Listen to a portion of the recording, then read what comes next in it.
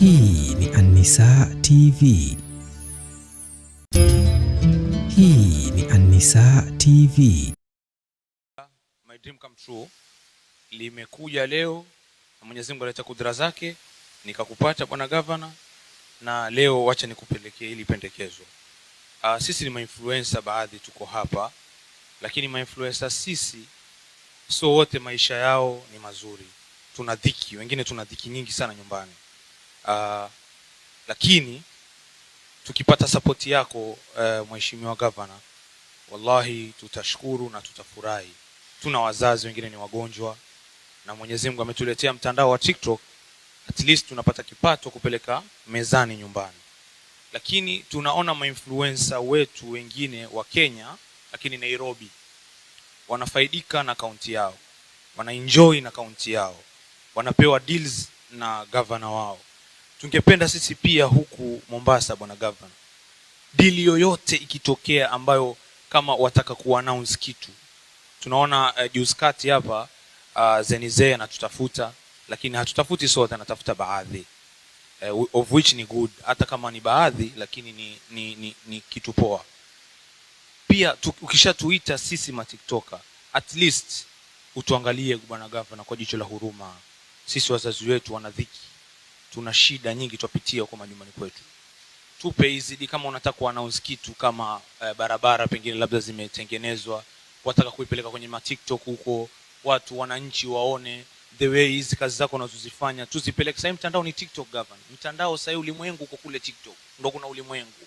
Sasa at least ukituita sisi, ukitupa hizi kazi tufanye kwenye maokoto, pia maokoto katuangalia kwa jicho la huruma, yakao maokoto mazuri ya kuridhisha. Wallahi mimi nitakuombea Mungu fi dunia wal akhirah, nitasimama kia umuleli nikuombea umri, afya na husnul khatima inda al-maut. Amin ya Rabbi, inshallah. My name is Miriam. I'm Miriam Angel from Swahili Pot FM. And I think my issue is, apart from the waste that has been mentioned and the garbage, when you walk around the streets of Mombasa, there are a lot of street kids. So the kids who are not going to school, the kids who are begging on the streets, and not just the street kids, they are also, I think when you walk in the evening, you're also able to see a lot of women in the streets as well. What is the county government doing, at least to reduce the number of kids in the street and to be able to take them to school? Because you see, some of these kids didn't choose that life, right? So are we just walking around and looking the other way? Is there something, a measure that the county is putting in place to get the kids off the street and get them to school? And then also to hold certain parents accountable if they are the ones who are responsible for sending their kids to the streets to beg and then home. Yeah, thank you. On the issue of, I want to differentiate. There is a difference between sewer system and between the drainage system. The sewer system in Mombasa is older than me.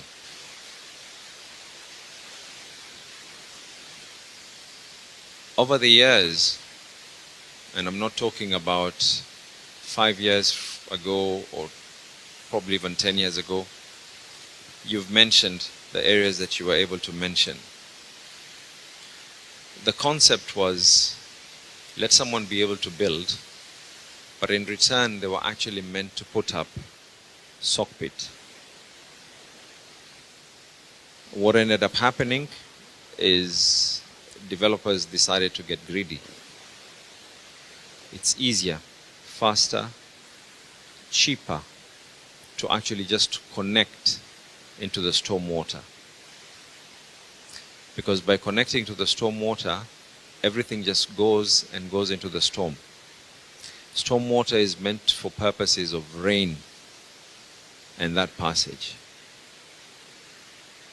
So a decade passes, 2 decades pass. Then you ask yourself, because this person did not do what needs to be done, do we go and decide to break that house? Putting into consideration that that person who probably is living there is a third owner, is probably a fourth owner, is someone who did not know what actually transpired then. So currently, we actually put up an international bid for this. And we are on the verge of signing up. What we intend to do, when I say on the verge, I mean basically currently we're just finalizing these negotiations. The investments that is involved in transforming what needs to be done is in billions, not millions. Billions. If the county government of Mombasa was to opt to do this on our own, the level of taxation that we would look and consider on our people would be too extreme.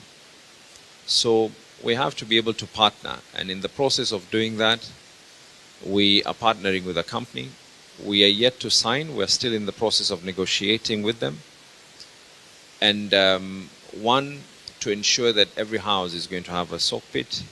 Two, to ensure that that soak pit is going to have that sewer to be collected. Now you're talking about houses. You're talking about houses. Along the whole line where the hotels are, all these hotels were built, but actually they all have soak pits.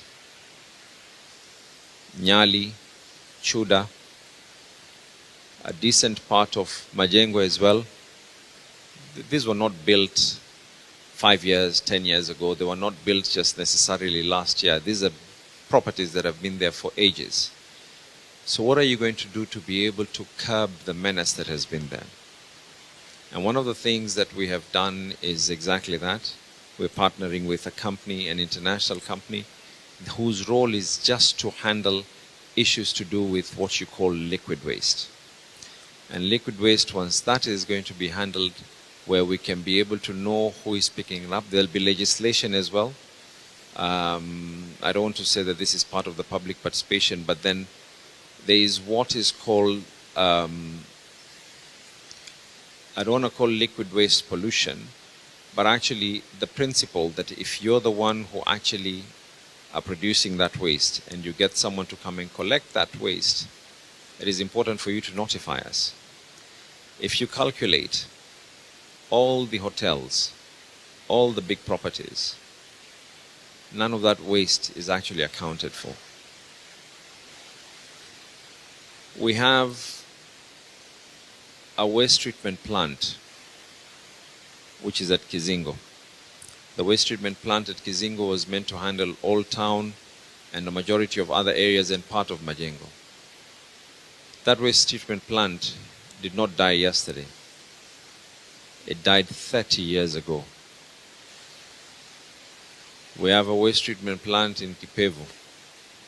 The waste treatment plant in Kipevu did not die yesterday. It died 13 or 14 years ago. The waste treatment plant in Kipevu, hopefully, by September of this year, is going to be finalized. It's a contract between us and the World Bank. The waste treatment plant at Kizingo, we intend to be able to revive it. Then after that, the houses which have been built, properties that have been built next to the, or rather that don't have a sewer line. Next thing that we need to put is what is called a fecal treatment plant. It is where it is sucked and it goes, waste is treated. Eventually you get either a byproduct of that waste and everything else then goes back into the environment without necessarily hurting the environment. That is the contract that we hope to be able to finalize probably in a week or two. We're still at very, very senior negotiating levels on that. Then comes the issue of drainage. You all live in Mombasa. I'm glad actually that it's raining today. I think about 3 months after being sworn in, Railways roundabout was impassable. It rained. Kibarani was impassable. On your way to the ferry, just after Star of the Sea School, was impassable. An area like Shanzu, we had floods. It was impassable. We have other areas that probably are not seen to your naked eye, but in areas like Jomvu and the other areas which were impassable. Something was done that today, despite all those rains, we don't have water. As a matter of fact, the only place where, and it is very unfortunate that it is actually being politicized, is the place at Quickmart. The road at Quickmart is actually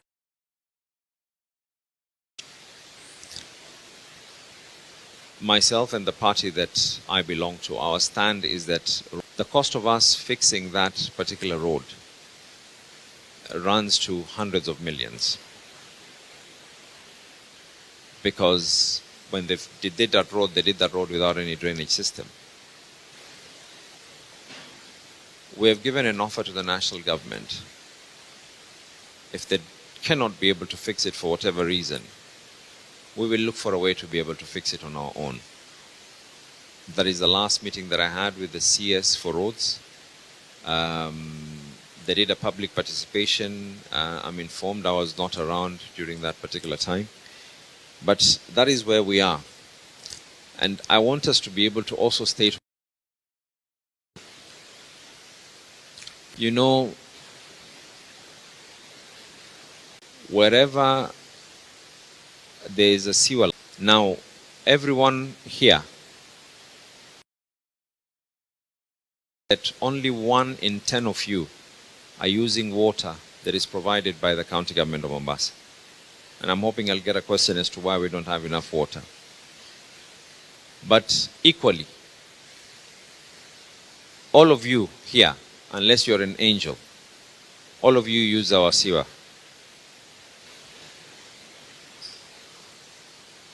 Let me rephrase. 1 in 10 of you are using water that is from Moasco, the water company. And if I'm asked a question as to why we have a problem with water, I will be able to answer that as well. And what are we doing about it, I will answer that as well. But 100% of every single person who is here produces sewer. And that sewer needs to be treated.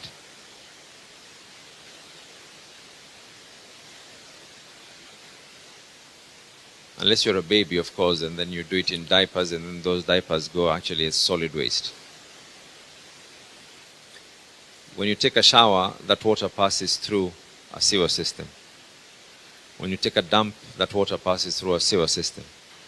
That sewer is meant to go somewhere. The developers opted and decided, let us just do a line. Do you start chasing people for 30 years ago? Or do you come up with a solution? So that is amongst the solutions that we are actually proposing. But in terms of the drainage, the roads that we were able to do, we did them. I've given a written offer. I'm not even going to politicize this matter. Whether we get the funds or we don't get the funds, I will figure out a way, but we will do that road. The only reason why we need to be able to get concurrence is so that tomorrow the Auditor General does not start querying that the Governor of Mombasa diverted money to be used on something that is not his mandate. Sijui kama tumeelewana mpaka hapo. Come the next issue, on the issue of the medical costs. Mombasa, of course, we are leading in SHA rollout. The number of patients that our facilities see, maybe I just ask anyone here, just for you to be able to understand how far off you would be. I just want to, the county government of Mombasa has 47 health facilities, and we have an extra 3 outreaches. Maybe in your view, how many patients do you think we see in a year? The population of Mombasa is about 1.2. With the latest statistics, we should be around 1.5. How many patients do you think we see a year?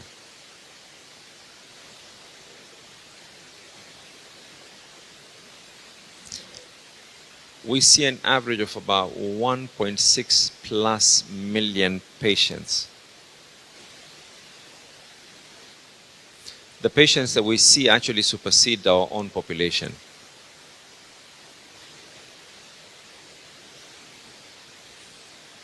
What is our next endeavor and venture?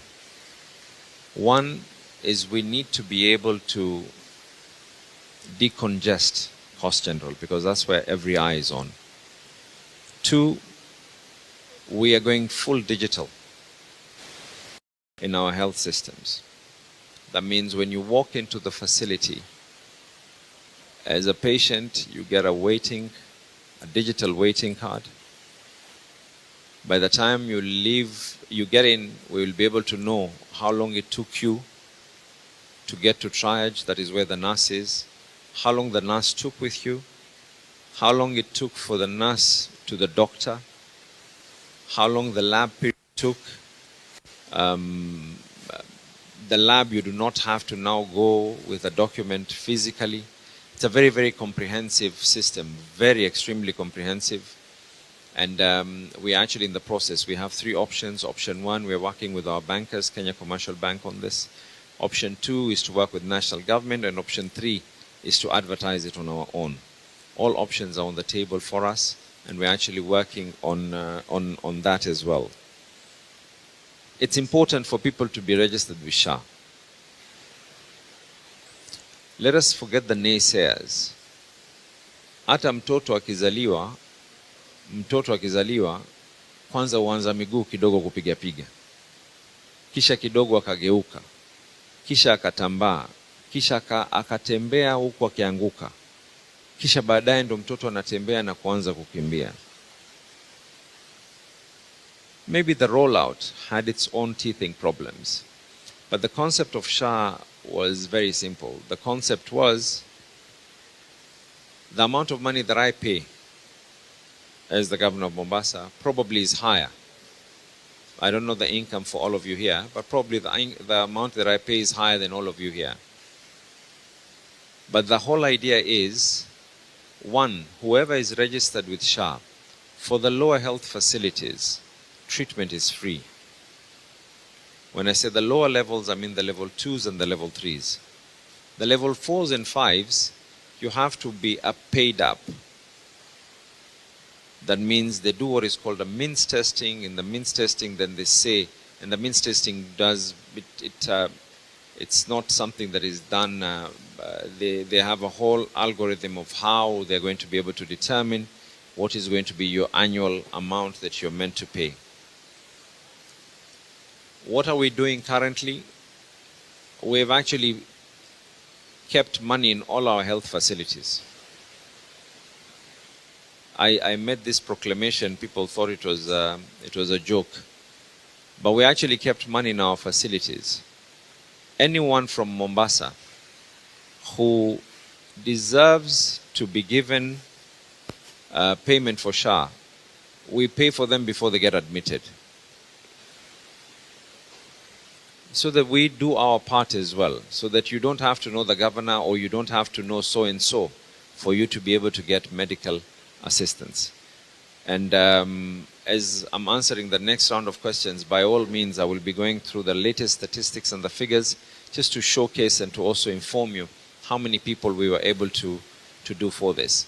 Before SHA, we had the NHIF. We rolled out a massive campaign where 16,000 people were paid for NHIF by the county government of Mombasa. Between the rollout of NHIF and SHA, we came up with the program for the under 5, that any child who goes to our facilities. Now what we are proposing, that instead of for us just paying for the child in cash to the facility, why don't we make arrangements and register and pay for the parents of that child, so that that money does not just cover the child, but it covers the parents as well. Comes the next issue on the matters of crime. I'm glad. I'm glad on one thing. I'm glad you used the word, that's what's been trending. But maybe wake up call. Those who make something trend are the ones who are seated in this room.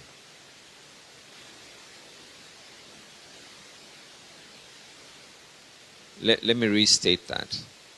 The ones who make anything trend are the ones who are seated in this, well, it's not a room, it's in this hallway. Don't we have any good as well that we can be able to talk about Mombasa?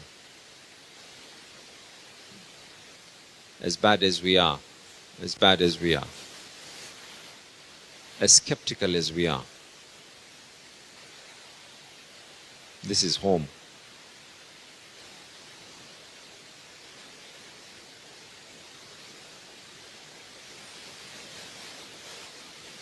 Now I'll tell you one thing. The grass is always green on the other side.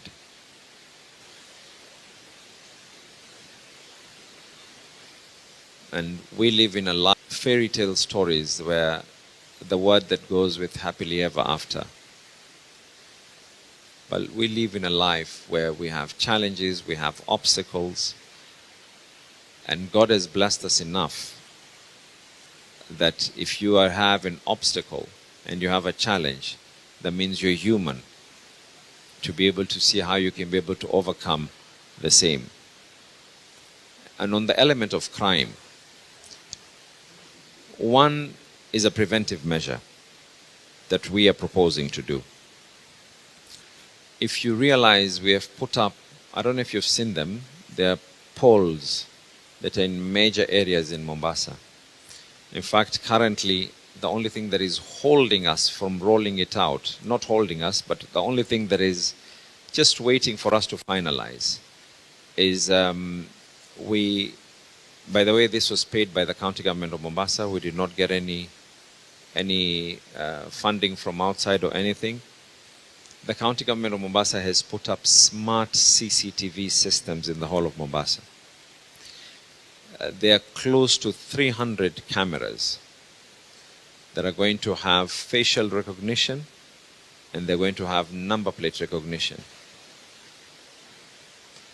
With artificial intelligence systems, that if you commit a crime today, 3 years later, your face pops up, we will know where you are and what you did.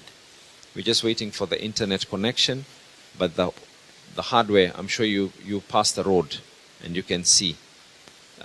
Procurement laws in the country are that we have to be able to follow them to the latter. And that is what has kind of delayed, but we are hoping to be able to roll out these systems. That is one of the things that we intend to do.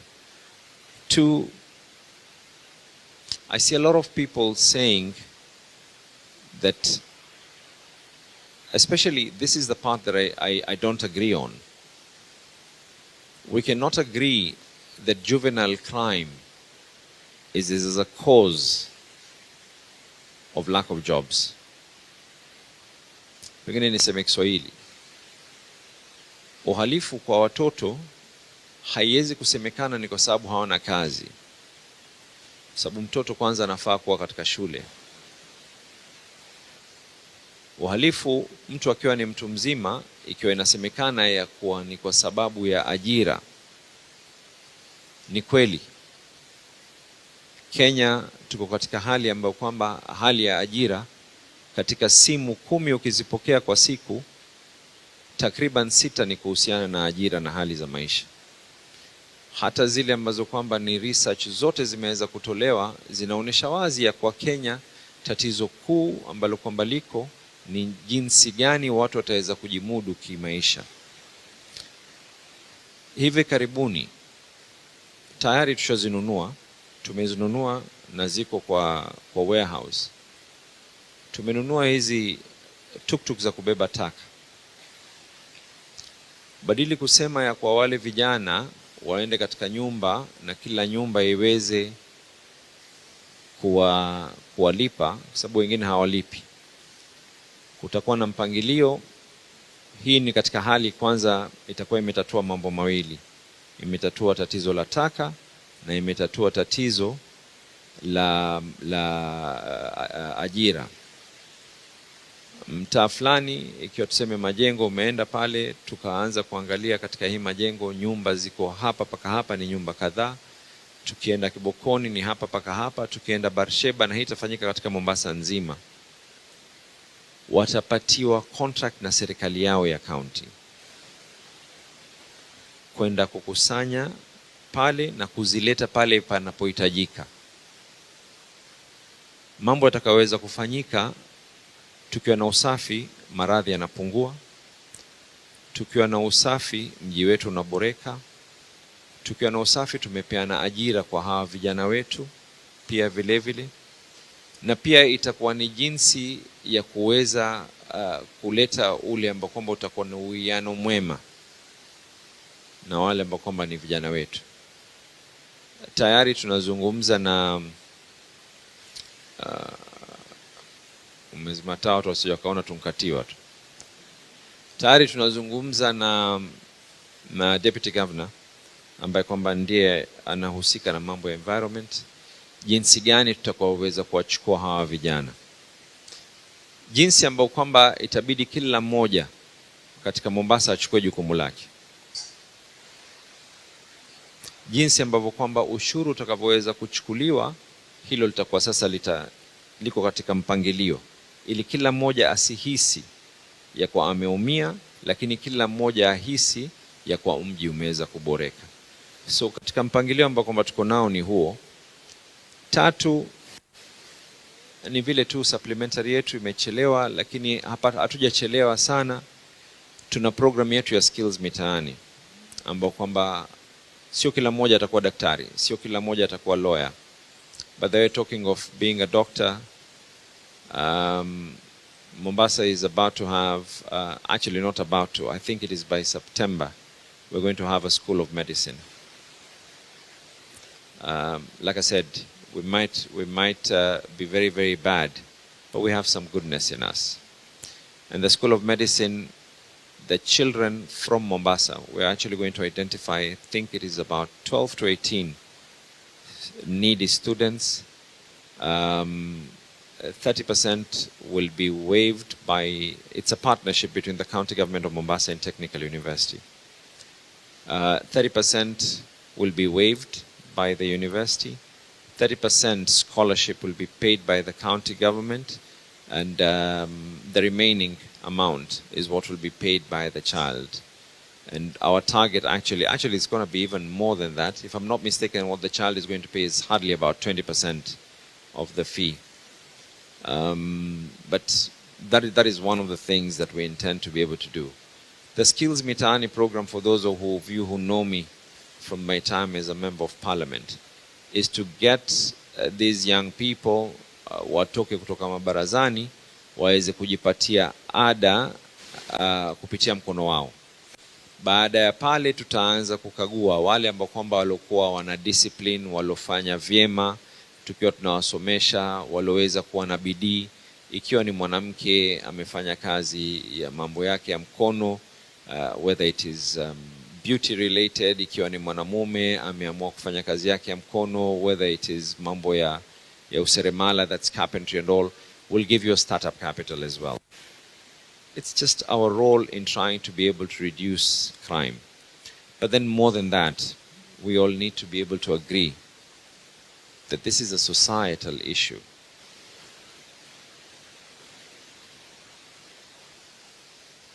We could be in denial, and it could be a subject for another conversation.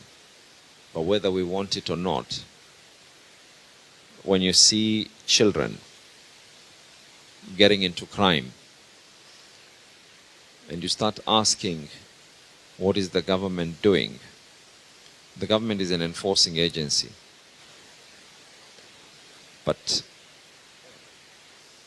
And by the way, we're not as badly off as we try and portray ourselves. However, some things are a society issue. And I think we need to also all accept that unless we decide to change ourselves, no one is going to come and change us. Let's just be very clear on that as well. I think lingine ambao kwamba ni kuhusiana na engaging influencers for purposes of promoting our things. I think hilo ni jambo dogo, sitotaka kuliingilia sana, but I will figure out a way with my department of media to angalia tutaweza kufanya vipi. Then lastly, I think Mary talked about the street kids. Actually, we do swoops every time. And surprise, surprise, close to 98% of those who end up being swooped are fabricated street children. By the way, those street children are not even from Mombasa.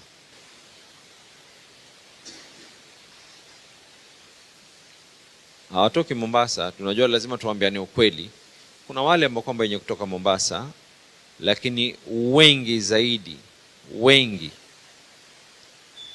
Tuliwahi kufanya swoop waliposhikwa na kuanza kufanywa vetting. Kuna wale ambao kwamba walionekana ya kwa tasi wa Kenya ni wa Tanzania. Kuna wengine ikija alipoona ya kwa sasa hana tena njia, akatoa namba ya mzazi wake, alikimbia kwao. Wengine I think they were even from as far as Kisii. Kuna wengine amekimbia kwao Kisumu and all that. And I think all this also ni kwa sababu kwa fikra zetu tunaweza kuona ya kuwa tuna roho ya imani. And that is the reason why sometimes when we make these decisions, it is important to have tough decisions. Hii mambo ya kusema ya kuwa tutaanza kuweka watu, kuweka line, kuwapatia mkate na maziwa, you're bringing in hata wale ambao kwamba sio ambao kwamba nia yako ni kuwasaidia, inakuwa ni zahma na fujo. So 98% of all those that you feel as street children are all fabricated. They're doing this as actually a commercial enterprise. And what they're basically doing is they're feeding on your emotions. So I hope I've been able to answer those. Maybe I'll get the next round of issues. Assalamu alaikum wa rahmatullahi wa barakatuh. God is good. My name is Hadija Jilo. I'm from Swahili Port Hub. And my question today is about mental health.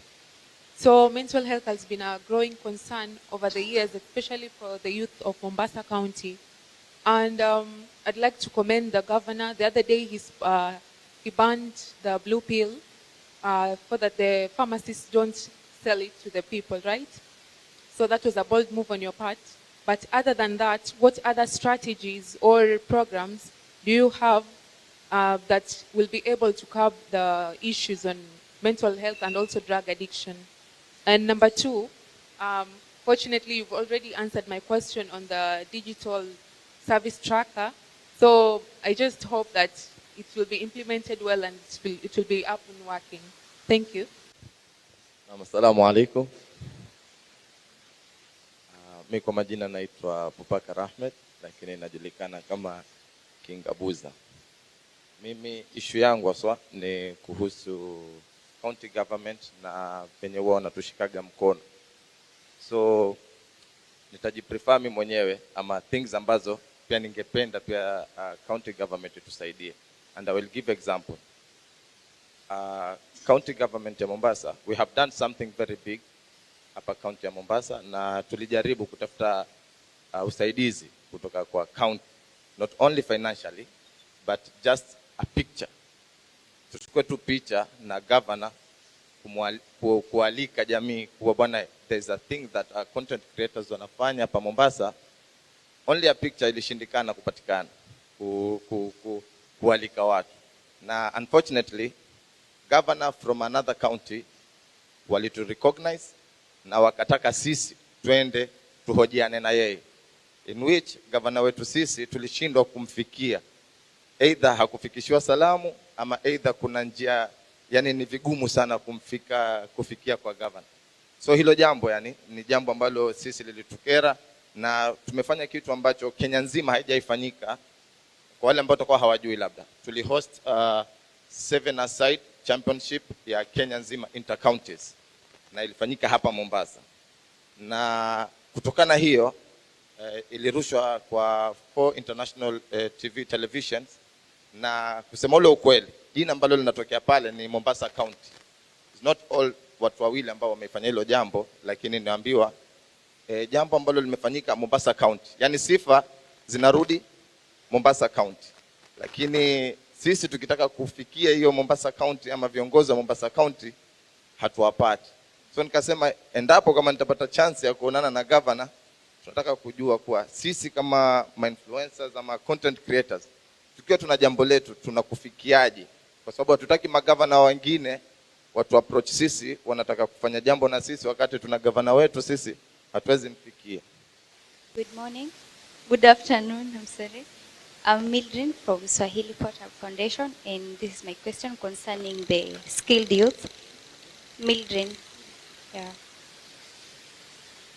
So I have a question concerning the unemployment rate among the skilled youth.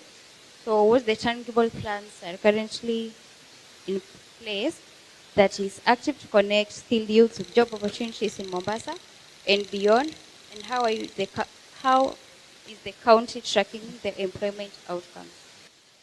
My name is Mohammed Ahmed Suleiman.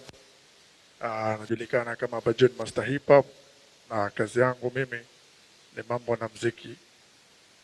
Mheshimiwa, mimi na swali moja kutoka kwako. Wingi hapa wameongelea kuhusu barabara na vitu vingi, lakini mimi nilikuwa naomba niongelee kuhusu talent. Talent Mombasa hazithaminiwi na ziko nyuma, na hiyo ni kitu ambayo kila mtu anaona. Kiupande wa Kenya yetu hii hapa, kusema ukweli, ukaenda kokote pale ndani ya Kenya, hakuna wasanii ambao wanafanya vizuri kama wa Mombasa, na hiyo ni ukweli na kila mtu anajua. Lakini kote kando na kufanya vizuri wasanii wa Mombasa, hapo hapo hakuna wasanii ambao wako nyuma kama wa Mombasa. Na hii yote inachangia kutokana na redio zetu ndani ya Mombasa hazisapoti nyimbo zetu, zinasapoti nyimbo za kwengine, na hata sisi wasanii wenye talent hapa Mombasa inakuwa hatusapotiwi. Hata kukitokea platform yoyote, sisi huwa tunatupwa, wanachukulia wasanii kutoka Nairobi au kutoka Tanzania. Swali langu ni kwamba, je, sisi wasanii ambao tuko hapa chini, endapo kutatokea platform kama hizo, ni vipi tutazipata? Kwa sababu wale mnaowapatia kazi ya kuleta curtain raiser wanaenda na ubaguzi, na hiyo ni kitu ambayo iko, na sisi siku zote tunatafuta chance kama hizo na hatupati. So mheshimiwa, hilo jambo naomba ulifanyie kazi. Ni hayo tu, sina mengi. Many thought that by making a decision, and I was hoping that this question would actually come on the issue of Mogoka. We started a journey where it was just me, and eventually every leader, actually every elected and nominated leader in the whole region supported me except one, which I respect their views and their opinions. I was taken for the first time.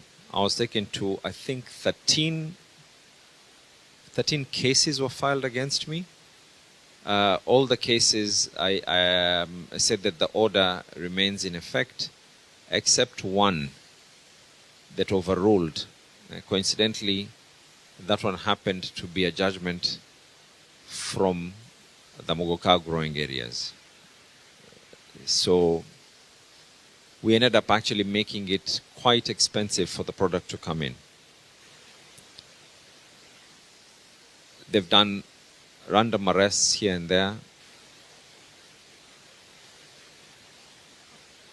What we have done, our Department of Health together with the Department of Education is currently doing psychological assessment to students. And the last report that I have, we had actually done close to 20-something thousand. And you'll be shocked by the way the results come in. And the way the results actually come in is a majority of the issues are, again, society. When I say society, I mean starting from back home. What are we trying to be able to do on this? One, constitutionally, my obligation, or rather that the obligation of the county government, is early childhood. In fact, that's the reason why someone took the county governments to court that we cannot be able to pay bursaries until we do 1, 2, 3, which we have done and signed off on. The plan that we have, a decent percentage of a human brain is developed between the age of 0 to 6. What we intend to do from this financial year, we started with, let's try and improve our own ECDs, which worked well. There are some that we are building new. There are others that we found had stopped for reasons that were, various reasons.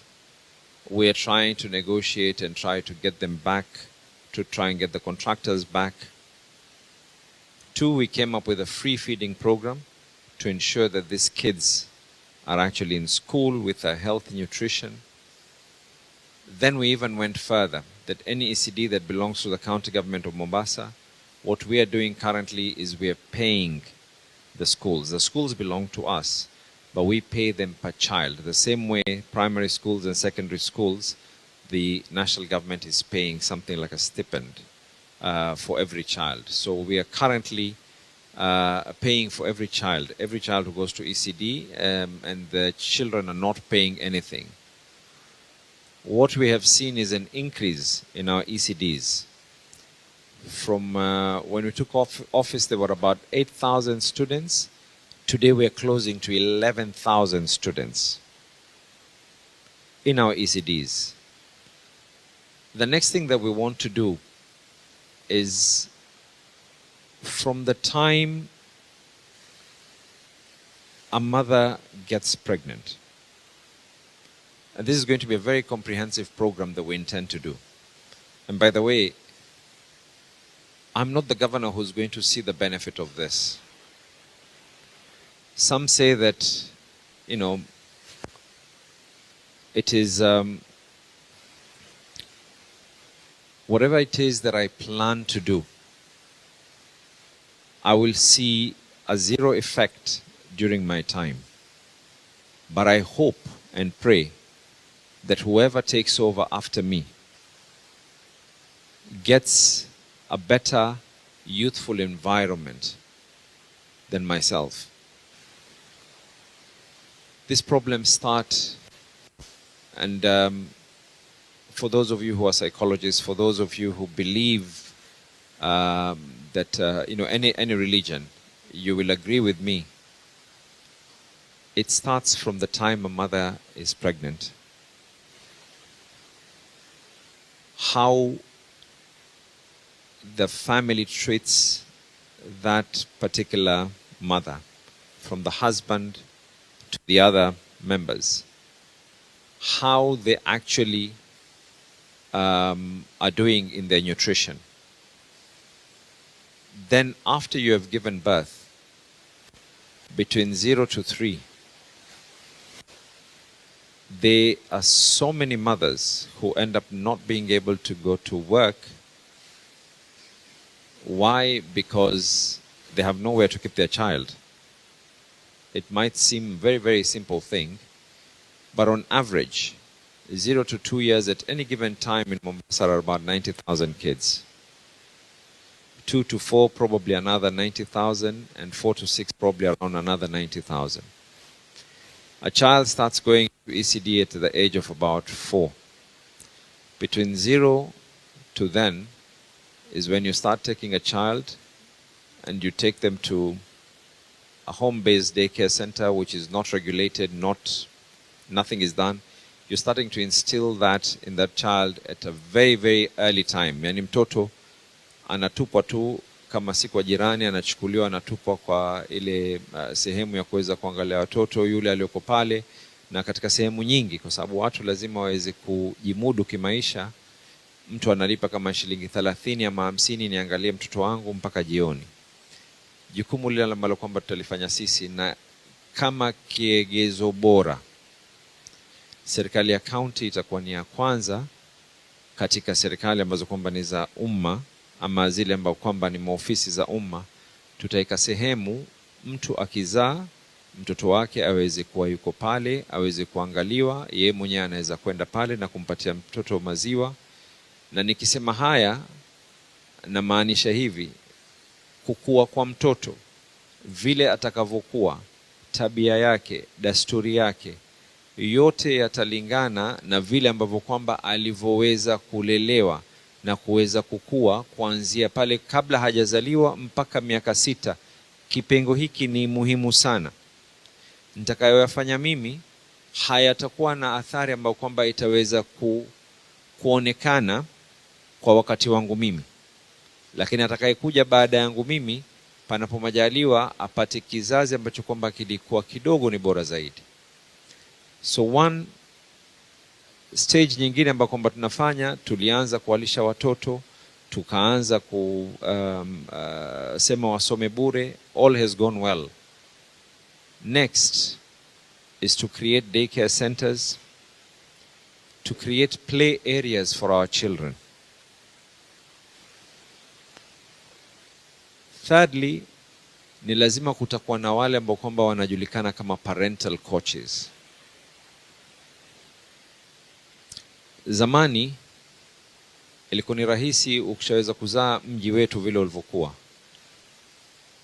Yule ambaye kwamba anajulikana kama parental coach kumsaidia yule mzazi alikuwa ni mama ama ni khale ama shangazi. Siku hizi kila mmoja yuko na mbio zake. Yule anaweza hata hajui amefika level gani, umepatiwa kiumbe, unamchukua kiumbe, hujui utaanza vipi, hujui utafika vipi. Ndio pale unasikia kwa kuna ile, is it called post delivery trauma? Yeah, mama anaanza kupata ile depression, sasa anaanza kumletea yule mtoto. So this is where it all starts. 2, as a matter of taking seriously the issue of mental health, we had absent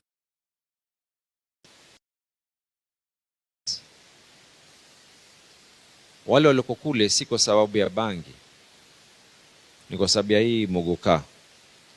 Actually, you guys have the necessary following. I actually welcome you. Nendeni muende kwa ile station ya Nakada, nendeni kwa Portrees. You don't have to talk to those who are there because of their privacy, but zungumzeni na wale caretakers musikie.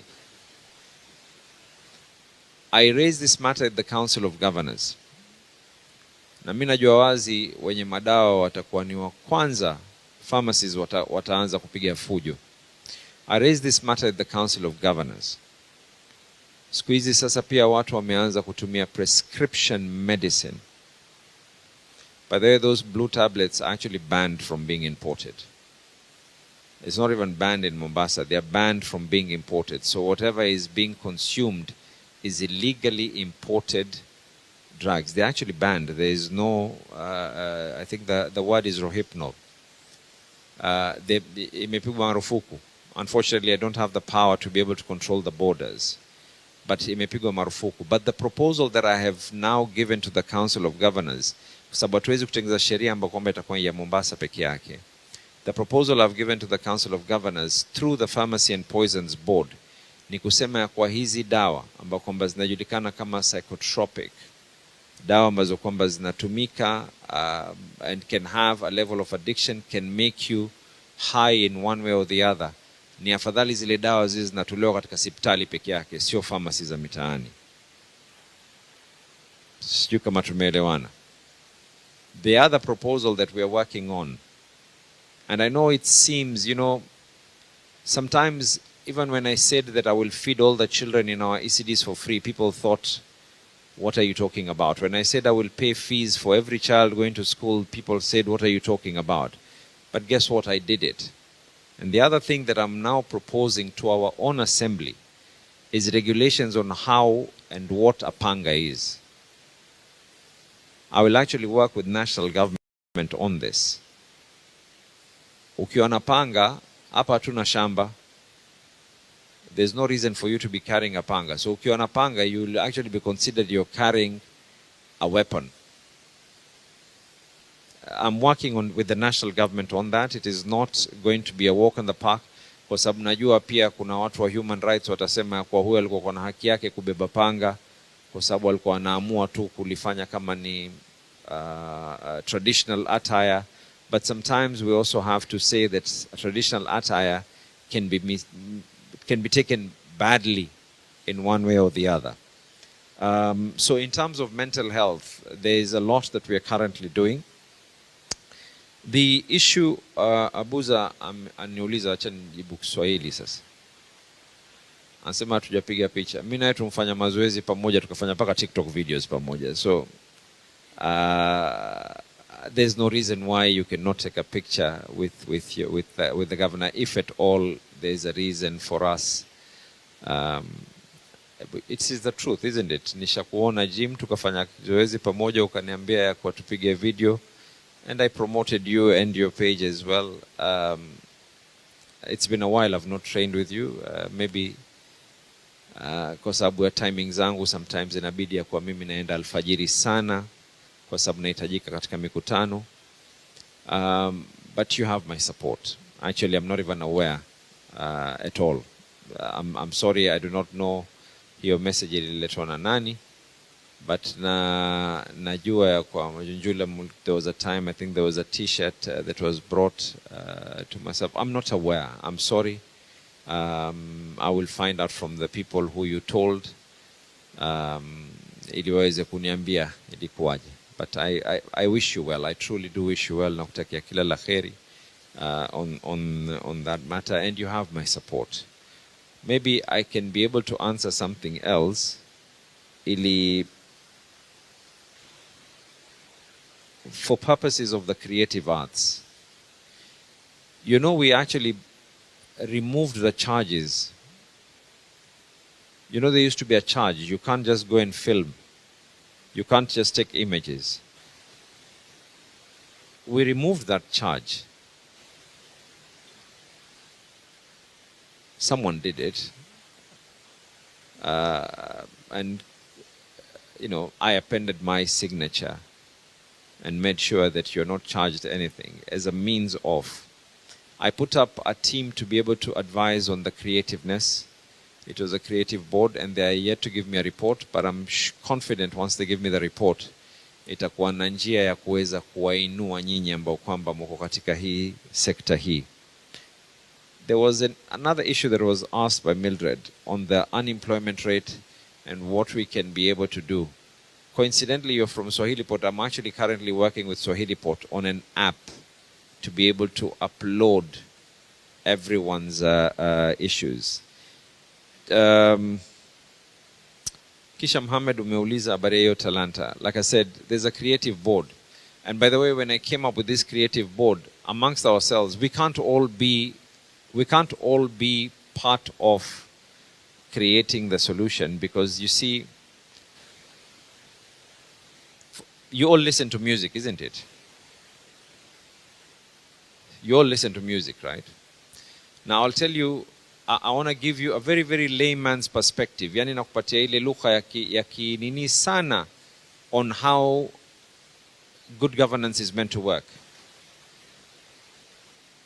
I'm going to listen to the person who is playing the violin. I'll listen to the person who is playing the piano. I'll listen to the person who is a drummist. I'll listen to the person who is a vocalist. I'll listen to the guitarist. Unless all these elements are going to work in symphony, what we are going to have is no longer good music, but we're going to have a lot of noise. So the reason why we needed this to be able to come up with a creative board is to bring on board those who are from this, you know, there are those who are in acting, there are those who are musicians, there are those who are in the social media space, there are those who are in many elements, you know. Acting in itself has many elements. There's screen and there's theater as well. Then there's those who are now spoken word and everything else. But if you're going to mix everything and jumble it up, we will not have melodious music. We are going to have noise. So allow this creative board to give me their report. And that report, by the way, will also indicate on ways in which we can be able to figure out what revenue stream can be created for yourselves. One thing that I do know, a function that is done by the county government, wasanii wote wamekuwa wa Mombasa. I'm talking about from the time I got into office, all events that have been done by the county government of Mombasa, wasanii wote wanatoka Mombasa. We have never had any instance where there's any artist who has come from anywhere else. In fact, one New Year, some artists were called the next New Year, walipoambiwa wacha wengine waitwe, wale kwamba walioitwa mwaka jana walikuja wakakasirika kweli kweli, wakaenda kwa mitandao wakasema ya kwa imechaguliwa unfairly. Nikajiuliza, sasa wewe ulichaguliwa last year, how come it was not unfair then? I hope I've been able to answer. So allow this creator, way ulichaguliwa last year, how come it was not unfair then? I hope I've been able to answer. So allow, let's give them the evident by next financial year, ambao kwamba inaanza hii July inaokuja, we'll be able to now do way more for all of you. But samahani kama ulipeana message ya kuhusiana na promoting this, we will discuss it. I take the opportunity to just say sorry on the behalf of those who did not give me that message. Sawa sio? Or probably nilikuwa siko. I don't know. But you have my support. Maybe we take the next round of questions? Yeah. I'm very grateful today. Alhamdulillah, we got a chance to talk to you, Mr. Gavana, on behalf of Mombasa Vibrants and Influencers. Mr. Gavana, on behalf of influencers, I have 3 requests. Number 1 is provision of a creative digital hub for influencers with co-working space, internet, podcast rooms, and the hub is to be funded or subsidized by the county with a public-private partnership. And number 2, inclusion in tenders and opportunities. We as influencers should be given priority access in county tenders, advertising, and even hosting gigs. And number 3, monthly or quarterly paid engagements. We are requesting for monthly content campaigns promoting county programs, tourism, health, youth, and culture. Mr. Governor, we believe as content creators or as influencers, we are not just influencers. We are people promoting the culture, storytellers, and modern ambassadors of this beautiful county. Thank you so much. We do not mention the good stuff that has been done in the administration. I think we do that quite a lot. Personally, I do. But at the same time, say to go 2025, soon elections are around the corner. We're a bit worried that part of your manifesto has not been achieved. And you're right. Such forums, we really appreciate them. Thank you for having us here, because then it gives us an insight of what is happening or what is yet to happen, what is in the pipeline from your manifesto, so that we are yet in a better position to also inform our followers and the public of the same. But if there is silence, then we are unaware of what is happening in the administration or in the county government. Then all we have to do is listen to those who talk to us, which is the public. And that is what we've been doing. And I'm here representing the minority in Mombasa, the animals. They're hardly mentioned. And I think as Muslims, as Christians as well, we are told, in the Bible, you are the shepherds of these beasts. And in the Quran, we are also the caretakers. And they live in communities just like us, isn't it? Now, my concern for, I think I was telling Husni the same thing, that as environmentalists, you need to be acutely aware that it is animals that give you those trees. That bat, that bee, they're the ones that do the pollination for you to be able to get those trees that eventually you come and protect. And my concern here today is that according to the Global Forest Watch, from 2001 to now, we've lost over 28% of biodiversity in Mombasa urban spaces. And also at the same time, it also contributes to high carbon emissions. And as stewards now of the green building initiatives, I think there is a concern from us for you to tell us what is the way forward. Because it is not just what has happened at Uhuru. We see trees being cut and we say, oh, this one tree has been cut, now we're raising issue. I think it's something that has built up over time. For us seeing trees cut down along Nyali, on Links Road, for us seeing trees cut down in Ganjoni, for us seeing trees cut down as well when it happened in 2023. And CBO on environment raised these issues along railways, where the Juakali people planted over 20 trees for them to get shed when they're doing their small businesses there. And they were all cut down, and it was on pedestrian way. It wasn't even in the developer's land on railways.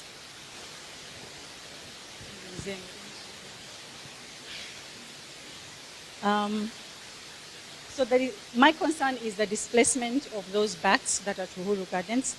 And I think you're aware, for 5 years consecutively, I've held free rabies vaccinations in Mombasa County, where in fact Pwani Animal Welfare is recognized as the Center of Excellence for Global Rabies Alliance in the Coast region for the work we do here.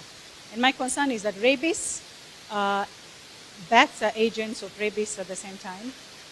If we displace them, and they usually harbor in the virus, it may be in its dominant state, but if we stress them out, again, mental health for animals is not considered. If they're overly stressed out and they get displaced, they will displace in human populated areas, which they will interact with humans and they will interact with animals. We are One Health organization, and our concern is not just for those animals, but the ripple effects that it comes again to humans. And again, I raise this issue with Husni. Cleanliness of these public spaces. You talk about mental health, and Uhuru Garden offers that. It's a physical and mental place for where people go and relax. You know, and those bat droppings there as well, once they dry, they are a very high source of fertilizer, but at the same time when you displace them when they're very dry, the spores cause fungal infections in humans as well. So cleanliness of such public spaces is also paramount.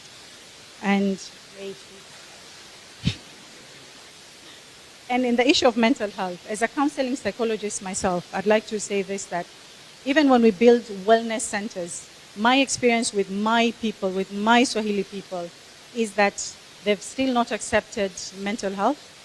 And the only way we'll get them to go to Portrees for wellness is if we start raising awareness campaigns from now on the importance of mental health wellness from an age of the kids you're talking about in school. And again, your teachers also need to be taught on mental health awareness for children, because we cannot sort out our homes and then the children come and get affected by teachers as well in schools. So thank you. Is it afternoon? Yeah. Good afternoon. First of all, before I proceed, His Excellency the Governor, I would like to appreciate you as Nurturing Stars Organization. Mentor, thank you very much for your support, and Chief Kurichwa, thank you so much. My concern is one. Not one, maybe I have, but that's the one. To summarize it in one question, what does the county government of Mombasa have for the community-based organization?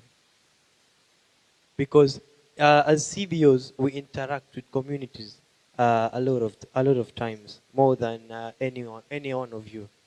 I came here maybe with a solution. During Ramadan, we invited you to the youth. As you know, we are building the Youth Empowerment Center. We invited you to the annual Grand Iftar, but unfortunately you could not be there, but you sent someone to represent you. But then, His Excellency the Governor, the Youth Empowerment Center is being built at the center of Old Town, where we have a lot of problems. Maybe we can say insecurity, the drugs, and all of them. So we want to build the Youth Empowerment Center in Old Town. We have already gotten the space. We have already started with the, I can say like the showplace. But now the main center itself, we still are not able to construct it because of source of funds. As CBOs, we don't have funding. We look for donations and sponsors. Other thing is, in that youth empowerment center, we can. I myself, I'm really into empowerment of youths in education. We are, as you know, in one of our programs, we have the digital literacy programs that we do. We have the mental health programs itself that, as you have been talking about, a lot of you. And we have the tuition centers that you revive them yourself, the Tijara Tuition Center and the Abrar Tuition Center. But then another issue is, Excellency the Governor, the last time you came to Tijara Tuition Center, we had a little bit of issue on the back side, the first floor and the second floor, and you promised that there is a contractor who is going to come and check and start constructing. The contractor came, did the quotation. I don't know if it came back to you, but the contractor came. But till right now, we have not seen any construction or renovation going on there. And the other thing, you promised us the same day that our tutors who tutor there, they're going to be given permanent contracts or temporary, I don't know. They're going to be given contracts so that they can sustain themselves, because all of them are volunteers. But we've tried with the Department of Education and for you yourself, but till right now, we have not seen anything. I hope you'll put that into consideration. Thank you very much. Thank you. Founder of Mashinani 254. So I speak for persons with disabilities. That is what my organization stands for. So now I'd like to ask, what are some of the policies that are underway to ensure that the youth, the persons with disability youth, are protected? And number two, I believe that there is a digital mapping, a disability mapping that you're doing, which props to you. Thank you so much for doing that. But now there was an FGD that we conducted, and there were comments from PWDs that there is no inclusion when it comes to education. That we have a lot of youth in public schools, and they go through a lot. Like there's literally a student who dropped out of school because there's no ramp. There's no ramp to take them to school. Each and every day they have to be lifted to the class and come back to class, and they were forced to drop out to school. We have cases of in hospitals. We have deaf people. Right now, I believe that there's sign language interpreters have been put in some hospitals, but not all of them. So you find a deaf person going there.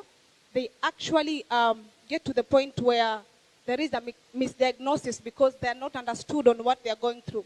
So now what is the county government doing to ensure that there is inclusion in hospitals? Another complaint that the PWDs said was in regards to the medicine. We have people suffering from albinism. Sometimes they say that access to the oils that they use, they don't get to access them as much as they did before. And also we have PWDs that are suffering from dwarfism. They say that the beds in government hospitals, they are not inclusive. So now my question is, what are some of the things that we are doing so that, because these are also taxpayers like any other person. So what are some of the things that are being done by the county government to ensure that there is inclusion of PWDs in hospitals and in schools? And lastly, because I have this chance, 23rd of September, we have International Day of Sign Languages, and possibly Mr. Governor would like to officially welcome you for that event. It is going to, just a day, or rather an event that is going to commemorate and acknowledge the presence of sign language and how it has helped PWDs speak out for themselves and other people. Thank you so much. Good afternoon. God is good, and all the time is good, and that is nature. Wow. I'm a concerned citizen, a taxpayer of this great county and country. I'm a policy champion at Swahili Port Hub Foundation. Leo nimepata fursa hii, isipoongea nitaonekana kama mimi mnafiki.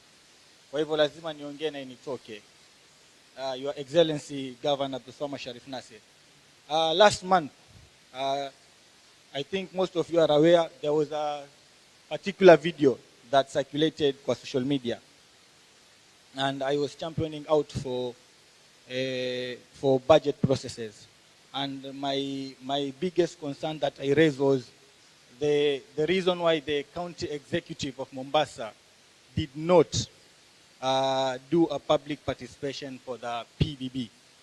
And we had a delegation where we went to the assembly and we presented our statement, and after that we were called in for a talk. And one of the things that the assembly reached out to us is that the county government of Mombasa, which is the executive part, said that on 12th of February, which was on a Wednesday, that they did a public participation for both the county physical strategy paper and for the PBB. For me, it is a violation of law under the PFM Act and constitutionally, because it is the county physical strategy paper that informs the PBB. We cannot have a public participation for both process, because for a budget cycle it's a process. This has to happen before this has to happen. Ni kwa mfano, in a layman's language, you cannot get to the 5th floor before you get to the 2nd floor. So for that, the county executive violated the law. Again, it is my great concern. We have been crying out, and I think content creators wamekuja hapa na wanataka kazi. Every time that there is a notice for public participation, azifiki, but when it comes kutangaza vitu zengine, we see how the county amplify. Why don't we use these content creators when wako hapa ndani ya hii nyumba leo, that anytime there is a public participation that it happens in Mombasa County, wao ndo wakuwe ni sauti ya Mombasa County katika kufikisha ujumbe. Because people cry out, we have seen severally and have said this, and we have presented this in memorandum, kwamba constitutionally we know that we are mandated for a minimum of 7 days to a maximum of 14 days for the county to publicize. But again, it is to the extent kwamba yule mwananchi wa chini anajua kwamba kuna public participation. Inasikitika kwamba we have financial documents ambazo zinaenda kwenye public participation, lakini turnout inakuwa very low. So one, I will talk about the PBB, which is the public base budget. Katika the PBB, the financial year 2025-2026, Your Excellency the Governor, we have seen that the county has budgeted around 14.8 billion. Na hizi pesa zote ni za kufanya development na expenditure na recurrent. But again, tukiangalia katika ile PBB, mimi swali langu la kwanza litakuwa, what is the current timeline of the full operationalization of the county revolving fund? Kwa sasa tunaita stawisha fund, kwa sababu in the last financial year it was there but it did not happen. Kwa mwaka huu pia imekuwa tena, and these are things that they keep on repeating katika document, meaning they are being budgeted and allocated but hazifanyiki. So my question to you, timeline ni gani, kwa sababu tumeiona kwenye PBB, and what measures have been put in place to ensure swift enactment and effective implementation of youth policy to guide the development programs za vijana? It is so sad that tangu devolution we are 13 years into county government, lakini sisi kama vijana wa Mombasa, we don't have a youth policy. We have been crying it loud, tumelia, and if I can quote your own words, during the last year International Youth Day ilipokuwa yafanyika, ulisema kwamba bill tayari iko tayari kupita, but paka sahi when we go to the assembly tunaambiwa bado kitu kama hiyo. So we want to again to understand the enactment na the level yenye imefikia ya the youth development policy. So my other concern is the Mombasa yangu. It is a great initiative, Your Excellency, that ulileta kwa vijana wa Mombasa. But what the catch, mfano ukiondoka akuje gavana mwingine, hii Mombasa yangu it is not enacted kama bill ambayo imepitishwa ama kama law. We want you kama our governor to make it, to ensure kwamba Mombasa yangu inakuwa ni kama law kwa enforce katika Mombasa County. Even if the next governor anakuja, it itakuwa iko hapo, so that we have a way that we can have volunteering and internship opportunities through Mombasa Yangu program. There was one time ulisema kwamba Mombasa Yangu haijiri vijana tu kufagia, but inaajiri in different departments. But we want this Mombasa Yangu initiative to be enacted kama law katika Mombasa County, ndio ili iweze kusaidia, isije kuwa ni program ambayo inakuja miezi mitatu inaisha ikipotea. Ya mwisho kabisa nikitaka kupatia wenzangu chance ni kuwa sote tunaelewa kwamba Mombasa vijana wengi wanapenda kujihusisha na masuala ya sports. Na katika the same PBB yenye iliachiliwa na the County Assembly from the executive inatuambia kwamba the Mombasa International Stadium is 70% complete.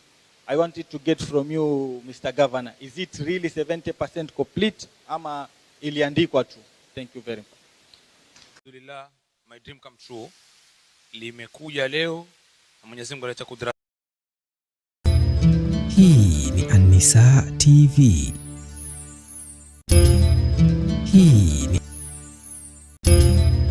Hii ni An-Nisa TV.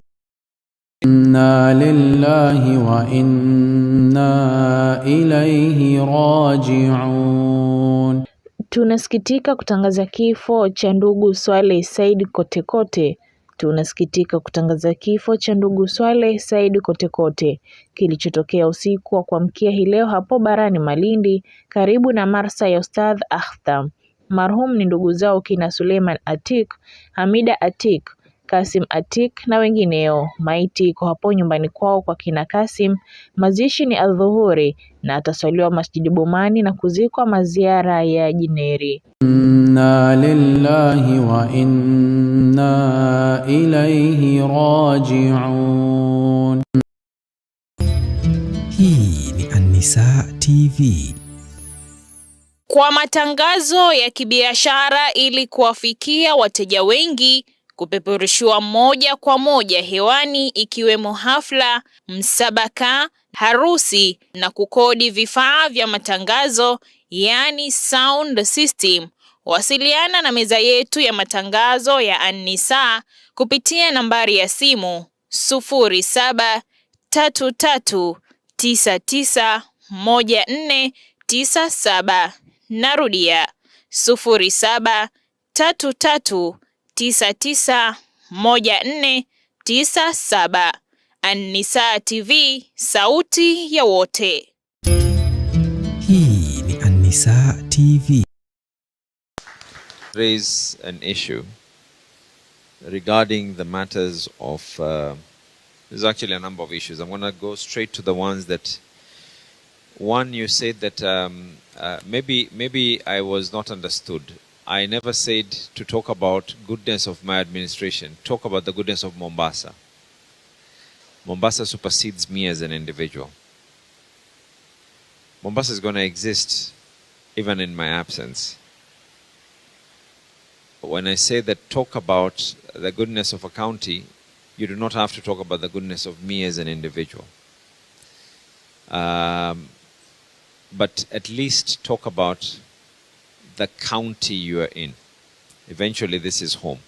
That's what I meant. And I did not refer to necessarily ask anyone. In fact, anyone who's here, for the avoidance of doubt, I'm not asking for you to flatter me or pamper me with kind words or anything. But all I'm asking you to do is realize you also have a moral obligation that what you talk about transcends above our borders and beyond, or rather. So it is an issue of Mombasa, not necessarily me. I'm only one individual. God willing, I will continue for another term. But at the same time, there's life and death, so... And the issue is, I think you asked me about what happened yesterday. Maybe it's important I just try and...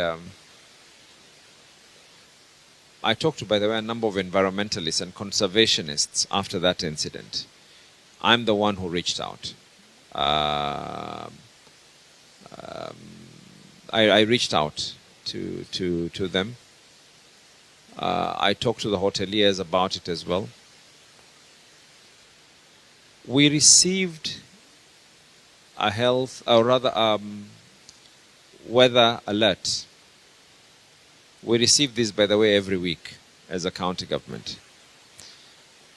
You will recall the last one that I received was about the winds, and when I made the declaration that the beaches should not be accessed, wengine wakajifanya wajuaji, watu 4 walienda wakazama, ikabidi waende wakaokolewe. Tunashukuru Mungu kwa kuwa waliokolewa. Lakini ingelikuwa hatukuweka watu pale na tukuweka ile tahadhari, ingelikuwa ni shida nyingine. So one of the things the disaster team actually raised, and the disasters team does not consist of just county employees. It is across. It is many sectors. It goes beyond just the county government employees. One of the issues that they raised was with the winds and with the rains that are there is a possibility of trees falling. I take responsibility that the department made one mistake. The department should have, and I reiterate this, and it is actually a policy that whatever it is that they wish to do, they need to notify and inform the public of what it is that they intend to do or what they're doing.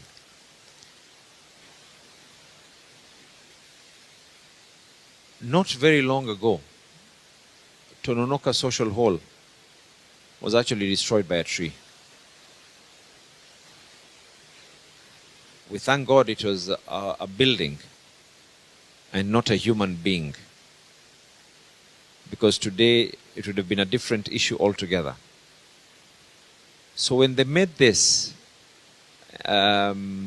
decision to cut the trees, it was not because we really love a situation where we have no trees. It is not because we really, really want a situation where our children will not grow on trees. But some things got necessitated. And I am repeating again, the mistake the department did, and I take ownership of that mistake, was failing to communicate the same with the public prior to that being done. To communicate to the conservatives, to the conservationists, to communicate as well to those who are in the sector of environment. But the decision as to whether that tree was fit or not was not done by a politician. It was done by environmentalists.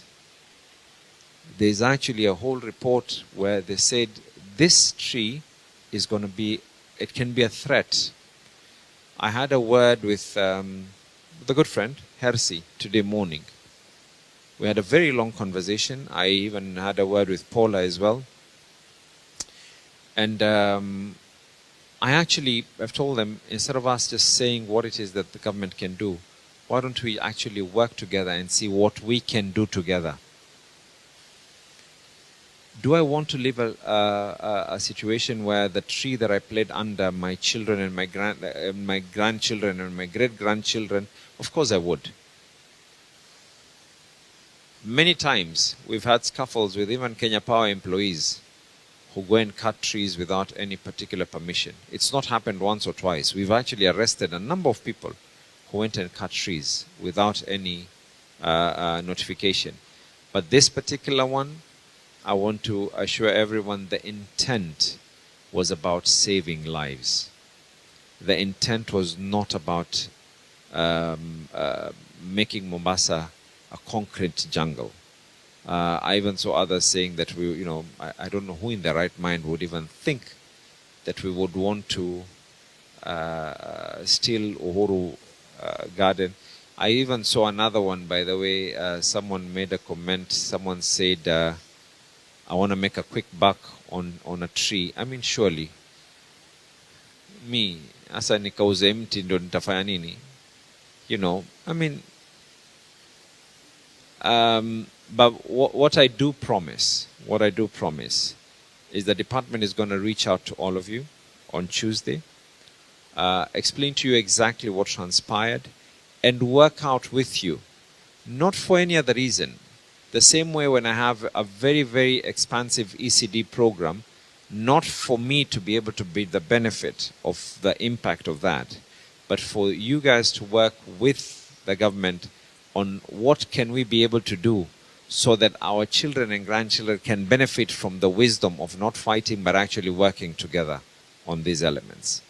And by the way, that conversation should include as well, do we need to come up with a policy where every built-up area, Japan has done it, despite the fact that they're very, very, their human population per square kilometer is way, way, way higher than here. But what they have done is for every built-up area, you need to keep a certain percentage that has to be open area. Do we need to go into that discussion? Do we need to go into the discussion that it is compulsory for us to do ABC? I welcome that. And it is unfortunate that this conversation had to come after a very, very monumental tree going down. This should have not been the case. I take the responsibility that the department should have reached out to everyone and had a word with them and tell them what it is. Probably others would have come up with other solutions. But it was necessitated in the interest of actually saving lives. As I was seated here, I think one of the young boys who is here is in charge of Tononoka, and he actually printed out the damage that some trees had done on the whole. They either need to get another printer because this but anyway, I assure you there was no ill motive whatsoever. That I give everyone a guarantee on. To the issue of mental health, one of the mandates of the Wellness Center will not just be to treat, but to also create awareness. I agree with you, it all starts with us creating that level of awareness. By the way, you know, when you tell me that people don't believe in wellness centers, one of the challenges that Portrees Hospital has today is someone has been treated, they're now stable, they just need to be able to take their medication. Do you know there are some families who refuse to go and pick their family members? So it forces us as a county government to find out where they live, look for ways to take them. So some things are beyond government. Some things it's just societal issues. And if we just go back to the basics of who we were once as a society, we would have solved a very, very large percentage of what our problems actually are. Are we doing something about mental health in our schools? Like I told you, yes, we are. Very shocking figures. You will realize that when you actually talk to these children, majority of them raised matters that are more home related. From the fact of coming, we live in homes where mama tu anaweza kuinuka na kuamua kutukana. Haelewi ya kwa kutukana kwake kule anamwathiri mtoto. Ama watu kuweza kuingia, na hii ndio kwamba kidogo ningeomba wazazi wenzangu tuweze kujipinga nalo, kwa sababu hata kama wewe ushaamua ya kwa unatumia kitu fulani, si lazima ufanye mbele ya mtoto wako, kwa sababu mtoto wako anaweza kuwa hatoweza kuiga maneno yako ama hatoweza kuiga sauti yako, lakini ataiga mwenendo wako. So do some things probably in your own discretion. Then there was the issue of the CBOs.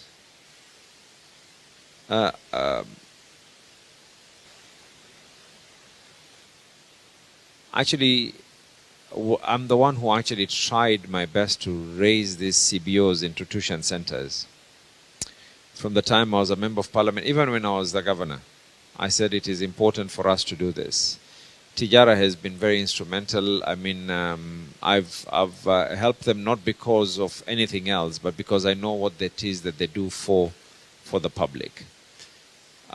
I know what I've already done. I don't want to be the one that through your lenses to talk about, you know, I did this for you, I did this for you. I know what I have done. On that material day, actually, when I came, and I'll take it up with the department, but on that material day when I did come over, I was with someone who opted and told me, Governor, on your behalf, without you mentioning me, allow me to do this. So the whole idea was for them to be able to complete it. It was in my view that that would have been done. Maybe what I should have done is done a follow-up, but I will take it up immediately. The other issue, and I think this now goes hand in hand with what the gentleman you're seated next to raised. When we did the Mombasa Yangu program, we actually did take on board. I think you should have said that as well, because you are now saying, yes, we did, because it sounds like we never took anyone. So we did take them on board, because the whole idea and concept was to try and see what we can do. What we want to do now, and it's still at policy level, and I've told them that one of the things that we want to do is to come up to these tuition centers and equally the madrasas as well. Because first of all, for those who have, I was telling someone, people take their children to madrasas for two reasons. One, they truly want the child to be educated in religious. Two, hawana mali pa kupeleka mtoto. Is the truth, and you all know it. Mtoto afanya fujo, hebu mpeleke madrasa. So what can we be able to incorporate the element of these madrasas as more like daycare centers, and by extension our ECDs as well. My intention is not to make a child be a doctor akishafika 6 years. My intention is to make a child have a fully developed brain. I even raised another issue, and I've tasked this to the CEC for education, and I've told him he needs to reach out to both the churches and the mosques. All these vices, there are more mosques and churches than all county government offices.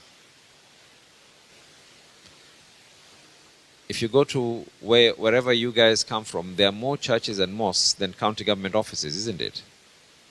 And I asked a question. I said, why is it that we can actually not convince the mosques and the churches to have play areas? And then when it comes for the time for prayer, you simply tell the child, all right, let's just do our prayers and then we'll come back and pray and play again. One, you've already convinced the child to be able to come into where you feel is good. Vis-a-vis, you have to hit a child, hujakwenda, kuswali, and all of you have done it. For those of you who, I don't know if you've done it, but I know others do it. Ukifika nyumbani umeka maji hapa onekane kama umetoka msikitini, but because there was no that push or need for you, or that child feeling for you to feel that it is a place of comfort for you. You can't start preaching hell and heaven to a child whose brain has not fully developed. You need to figure out another way to be able to do it. So we want to bring on board the tuition centers together with the madrasas as well on this matter. Juliet talked about the issue of disability. There's actually a policy on disability. You will allow me to check on the stage it has actually reached. But yes, we are doing a mapping of the whole of Mombasa. The mapping of Mombasa will include where the schools are, where this is, and it's all going to be in what is called a GIS lab, where everything on the touch of a button will be able to know where the mosques, where the churches, where the schools, where the, everything that is there is going to be in one GIS lab.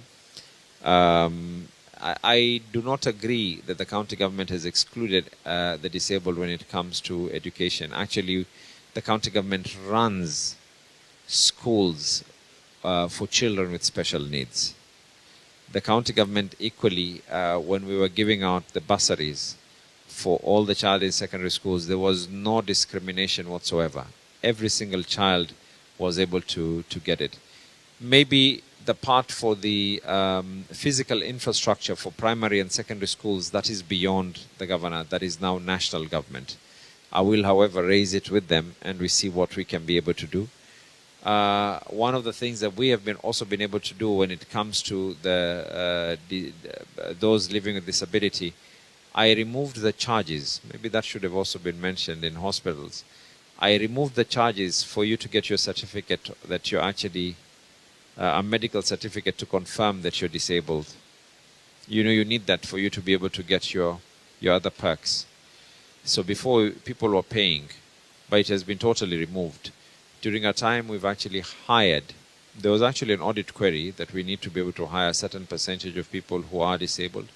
We have been able to do that. We have been able to hire people who sign language interpreters that are actually working in the county government of Mombasa as we speak right now. Maybe do we need to do more? I've learned today, I was not aware. I cannot be a master of all. I've learned today that people who have dwarfism need special beds. I was not aware. I would have felt a bed is a bed. Because if that is the case, then someone who's tall as well will say that the beds are... I'm a subject of learning. So I thank you for that. I was not aware at all on the issue of dwarfism.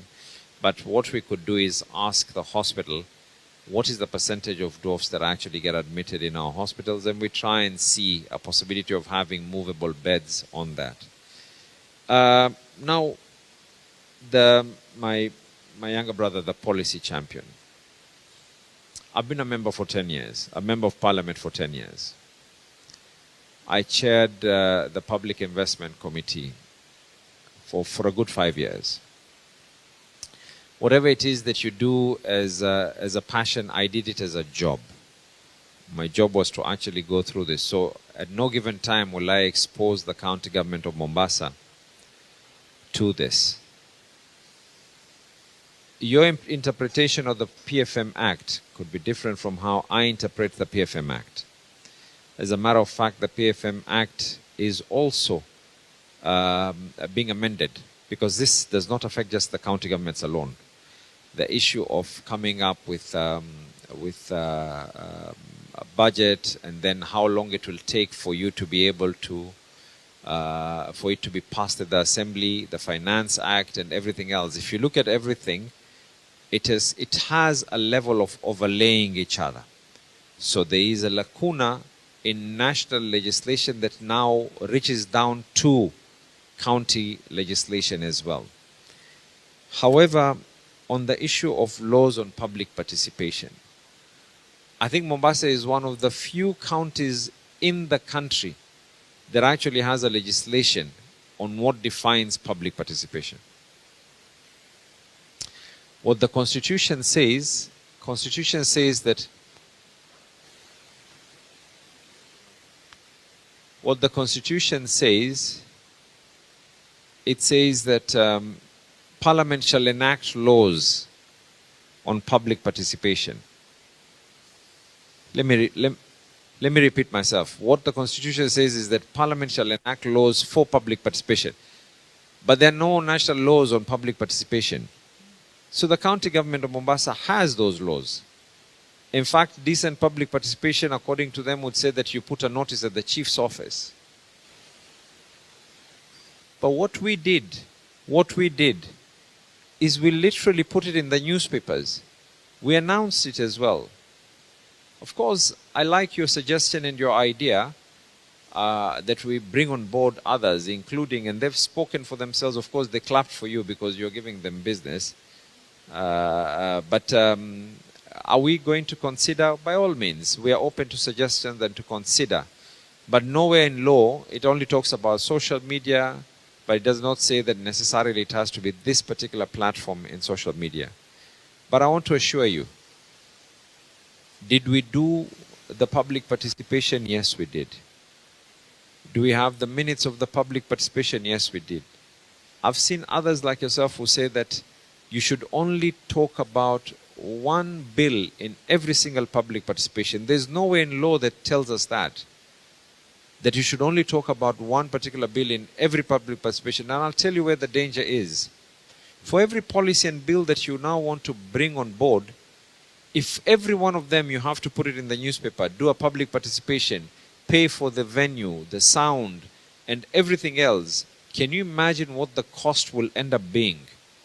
And how much time will we end up being able to spend just to be able to pass a document? What is so difficult? And by the way, even whenever we announce it like this, and we will try it with the TikTokers and everyone else, we will definitely try it. You see yourself. I need to ask you, did you go for the public participation? Okay. If you went, then I think it was important for you to actually start by saying that we did go. Because I don't know whether you're the one who did that petition.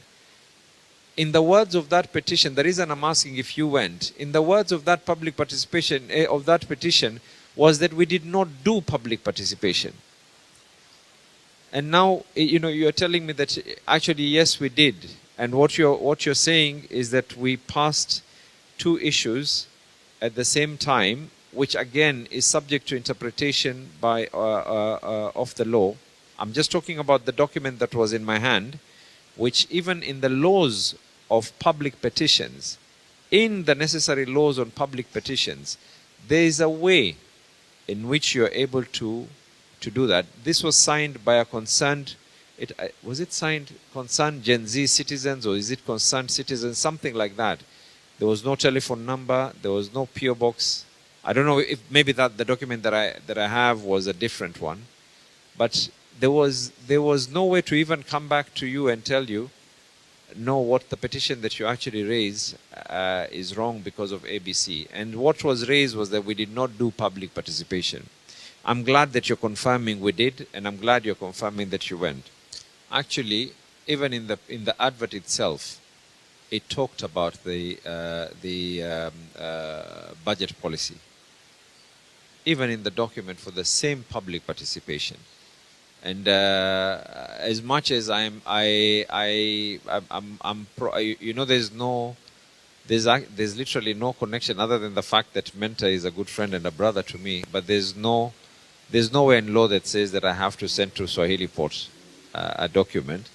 But I take your views, but I also want you to understand and accept that yes, there is a lacuna in law that could be interpreted the way you feel, but it could be interpreted as well the way that I feel it should be interpreted. But we gather your concerns. There's only one thing though.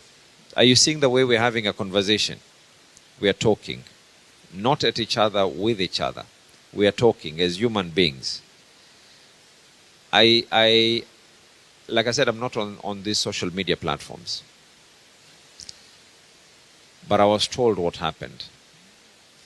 And, you started by saying that video that went viral, I don't know whether that was the intention, but I think it was wrong.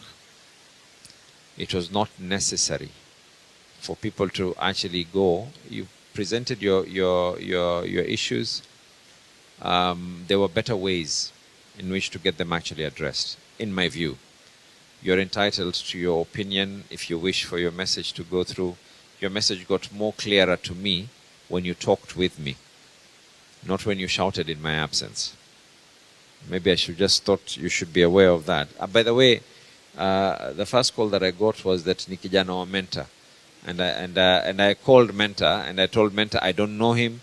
And then when I was shown it was you, like I said, I'm not on social media, and I was shown it was you, I said, but I know this young man. All he had to do was just ask me, and I would have been able to answer him. I would have probably even taken his advice as well on some matters. Was it really necessary to go and... by the way, the county assembly is gazetted. I don't know if you guys realize the violation that you did as well, because you're champions of policies and laws. But one of the violations that you actually did is the assembly as an entity, not just the one in Mombasa, but any law-making entity is actually gazetted. Forget about you. Even a police officer cannot go and arrest anyone who is domiciled inside there. If the police want to arrest anyone, they cannot enter the assembly. They have to wait outside for that person to be able to come out. So I don't know whether you're aware that you actually did break the law. But you also asked me on the issue of Mombasa yangu. You asked me on the issue of Mombasa yangu. I just want you to realize one thing, all of you. Mombasa yangu costs this county government 45 million a month. It's not cheaper.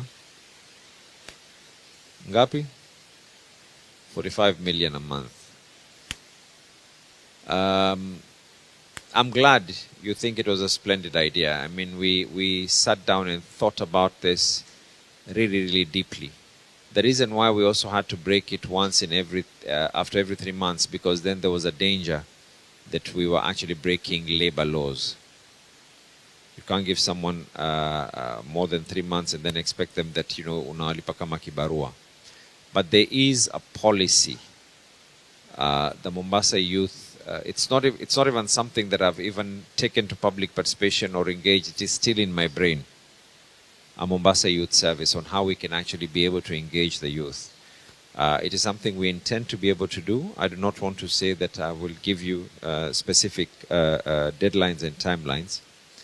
But at the same time, one of the things that we want to convert is the same people who are doing the Mombasa yangu, those who are doing the cleaning and everything else. I started by commenting that we want to give them literal contracts. If I come to you as a group and I give you a contract, I know I'm paying you a certain amount of money, but you're working. You're not just working for me, but you're working for the community as well. Collecting the garbage, cleaning the areas katika mitaa. We facilitate you, we cover you for your health cover, we make sure you have protective gear, we train you on how to do all this, we get your certificate of good conduct so that I know that I'm not engaging in a criminal, go to someone's house on the pretext that wanaenda kukusanya taka kumbe wanaenda further.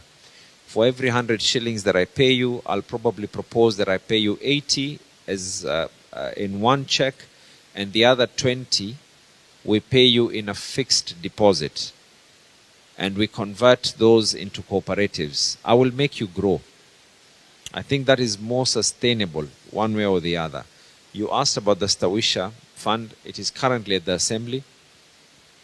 I will push the assembly to try and push it as well, because they also have one particular challenge. If they do any law and it did not pass public participation, they're also told that they've broken the law, as much as it is a very good law. The reason why we were not able to spend last year was because the control of budgets raised an issue, which was a very, very minor legal matter.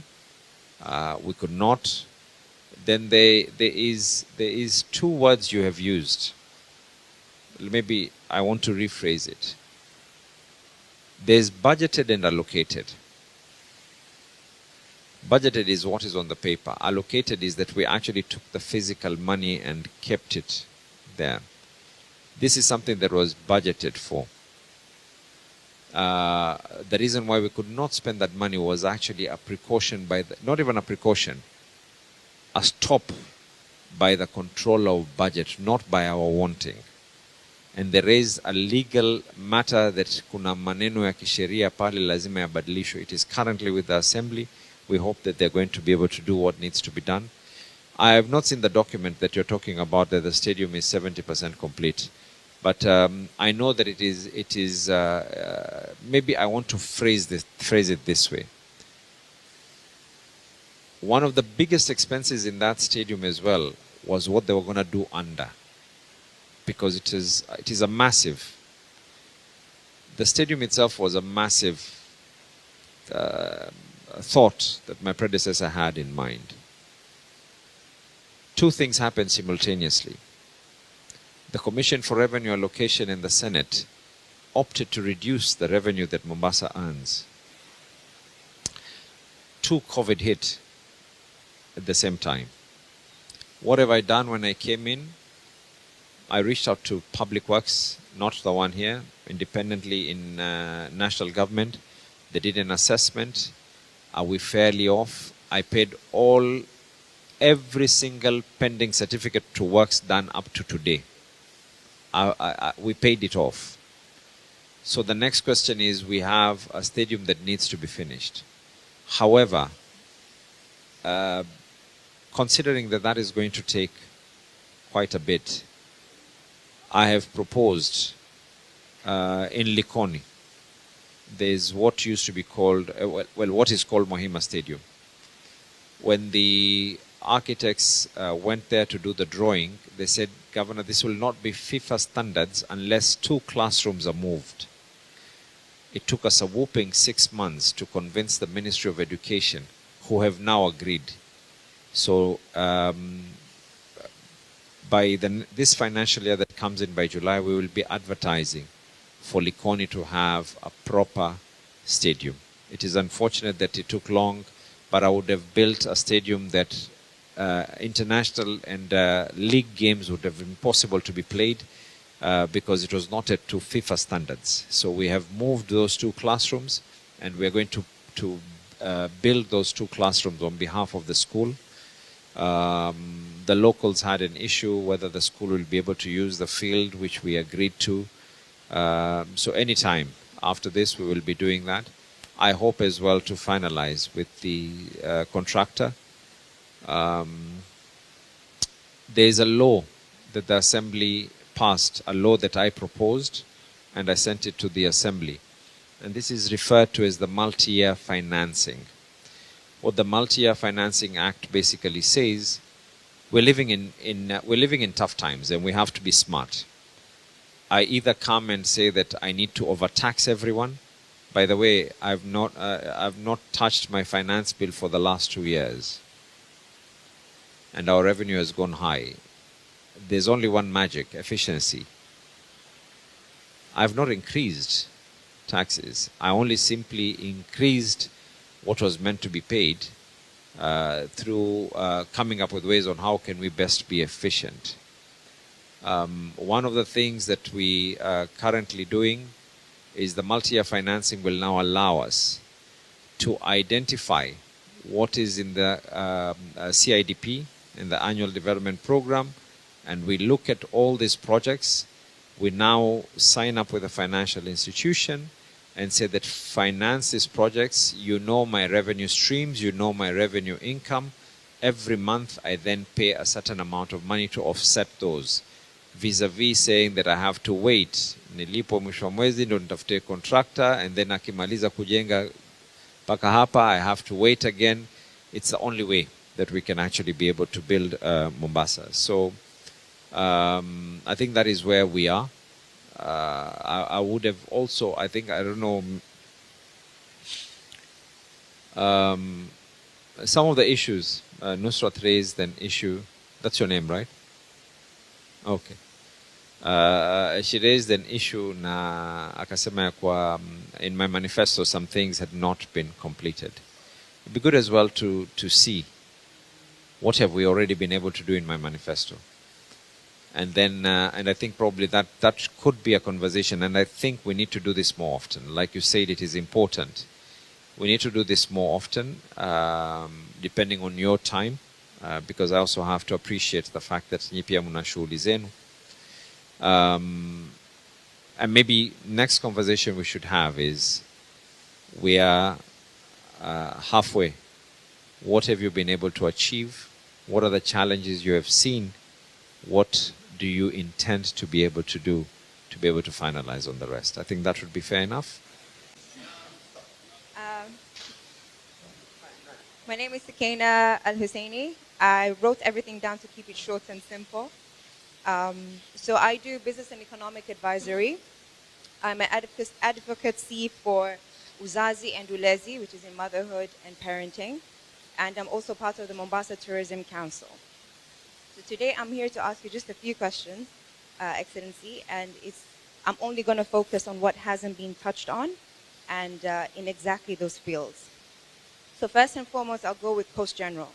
So personally, I do newborn hampers to mothers and children. I try and do it every month from my own money and also from donors.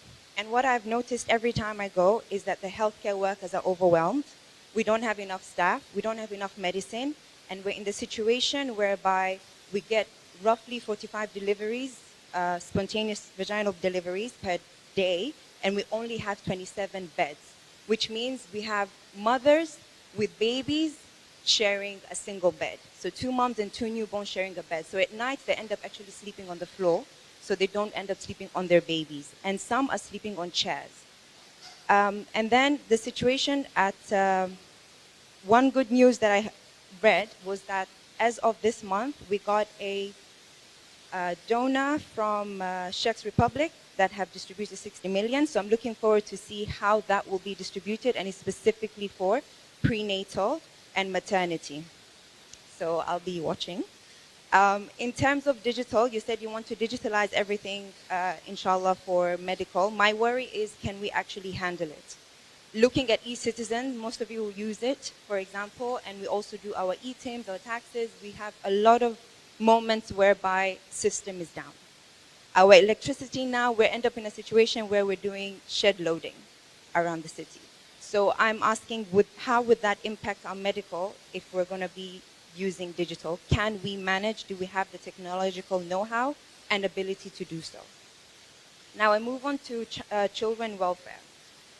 The situation in Mombasa, as a person who's an advocate, and I'm looking at the ulezi of our children and our future, my biggest concern is the child labor and exploitation that we have. Mombasa County itself reports approximately 5,000 cases of child labor annually, and I'm thinking, why don't we align with other counties, for instance, regarding the street children, and actually find a way to send them back to the counties of where they come from by working with the gender department. Violence against children. This is something that even with my friend Nusrat, we've been working on a lot, is community-based issues. And one of the issues that keep reoccurring is child abuse and defilement of children, whether it's in madrasas, in churches, and in homes. This is happening, and we are all keeping quiet. We are acting like we're in a society whereby our children are protected. They're not. And we want to know, what will the county do to help in this situation, because we have estimated 800 children-related cases reported monthly. So imagine how many we would have if they actually reported, and if we actually start shining a light. And we have cases whereby people are being able to pay bail in order to leave when they have defiled children. They should not be allowed. So we need to find a way that we can step in to make sure that our children are protected. Because at the end of the day, children are the responsibility of their city as well. We cannot only rely on parents, because some are not meant to be parents. No offense. Regarding something that you had mentioned, which is safe spaces for children, so I 100% agree about making sure we nurture children from 0 to 5, which is one of the main things that I'm doing in terms of ulezi.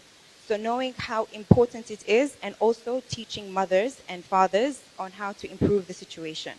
So safe children area is something that we need, and recreational spaces. For a city that we have to have hardly any green spaces for children to play, and especially our boys, we need to look after our sons. They don't have the places to release their energy, which is now coming back in their teenagehood, creating negative impact on the society. Next would be education. Our school curriculum needs to be updated, and it needs to change. Our kids are being overwhelmed with information which is not relevant to help them survive the current economic situation and how the world has turned right now. We have children learning about World War I and World War II. It is so irrelevant to us living here. We need to know about the Pan-Africa, what we can do, how we can impact the economy, and what education they need to focus on so that it can help them with their future and the type of jobs they can come back to. There's no point someone studying something and then there's no market for it in Mombasa. So how are we able in school curriculum to help them? Sorry, I'm trying to talk so fast because I'm like thinking, is Hosni looking at me?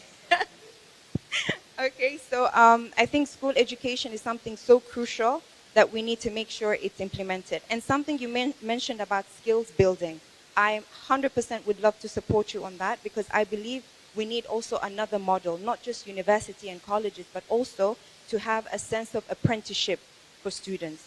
Let them learn hand craftsmanship and build their career through that channel. We don't just need degrees. Now, I'll leave the rest because you've already touched on it. So the final one would be county economic growth. You've touched on other aspects, drainage, sewage. So I'm going to go into infrastructure, but specifically transport. We need to find a way to designate foot-only areas. Like Old Town, we need to stop having canters and cars going into those areas. They are ruining our heritage. And the fact that we've already been red flagged by UNESCO, we will lose it as a heritage site. We need to find a way to hold the gem that we have in our city. Second would be promoting cycling areas. I always envision Mombasa to have spaces like Barcelona whereby you feel like you're an island, because the direction that we're going in Mombasa, it no longer feels like an island, it feels like we're in a concrete jungle already. The loss of the tree yesterday was not something that we got angry about, but it's the fact that it was the tipping point for us. I personally have gotten out of my way to stop and speak to people who are cutting down trees in construction areas and ask them for documents, because I stood my ground. They actually thought I'm part of the county, and I said, yes, I am. And they could not provide actual legal documents that they were allowed to be cutting the trees. So I ended up preserving some of the trees in Ganjoni near our home. Next would be the truck roads. We do not have proper allocation of trucks, which, because I used to work at the port for the last 2 years before I resigned, and I loved the job. But when it came to trucks, we have a major issue of making sure we have designated lanes for trucks. The trucks need to drive with discipline, which is a big problem, and to have certain times of the day where they are not on residential roads or on the main roads. Next would be, almost done, almost done, 2 more points.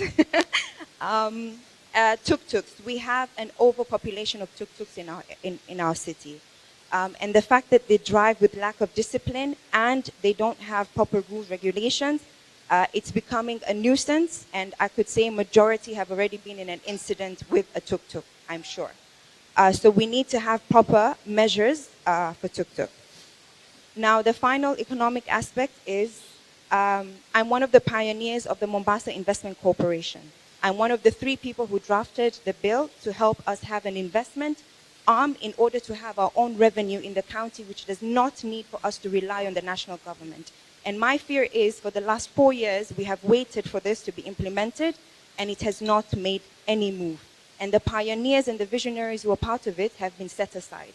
So can we find a way to bring some of us who are the visionaries back on board so we can implement this? Final is, final thing is, special economic zone was one of your goals. And the reality is, it can be designated. Dogo Kundu exists, but you know why we haven't progressed? Because economically, it cannot happen, and the licensing does not give us that ability because we go against the East African customs. And we do not have the custom codes to remove things from all the 3 ports we have to enter into Dogo Kundu and to exit. And we had put rules and regulations to be passed so that we can be able to operate as a special economic zone, not just designated, and it still hasn't moved. So I am asking you also to please ensure that positions in the county are filled by people not just educated, but educated and qualified to be in that specific position. It is not one of the root problems causing the inefficiency, not in general strategy, but implementation strategy. For example, in tourism, we are not moving because we do not have tourism pioneers who understand tourism working in the tourism department. Thank you. Sharuku from Swahili Pot FM, and I have follow-up questions on what he said on the feeding program. So, how long has it been happening? And can we get the number of kids who have benefited from the program? And is it happening across the 6 sub-counties in Mombasa? Because I'm sure most of us didn't know that the feeding program is happening. I raised the issue of Coast General Hospital. Do we have a challenge with the hospital being overly populated? Yes, we do. Is the solution to say that we are going to bring in more beds there? No. The solution is we have to decentralize. You get many people who, today we're building a hospital in Mjambere.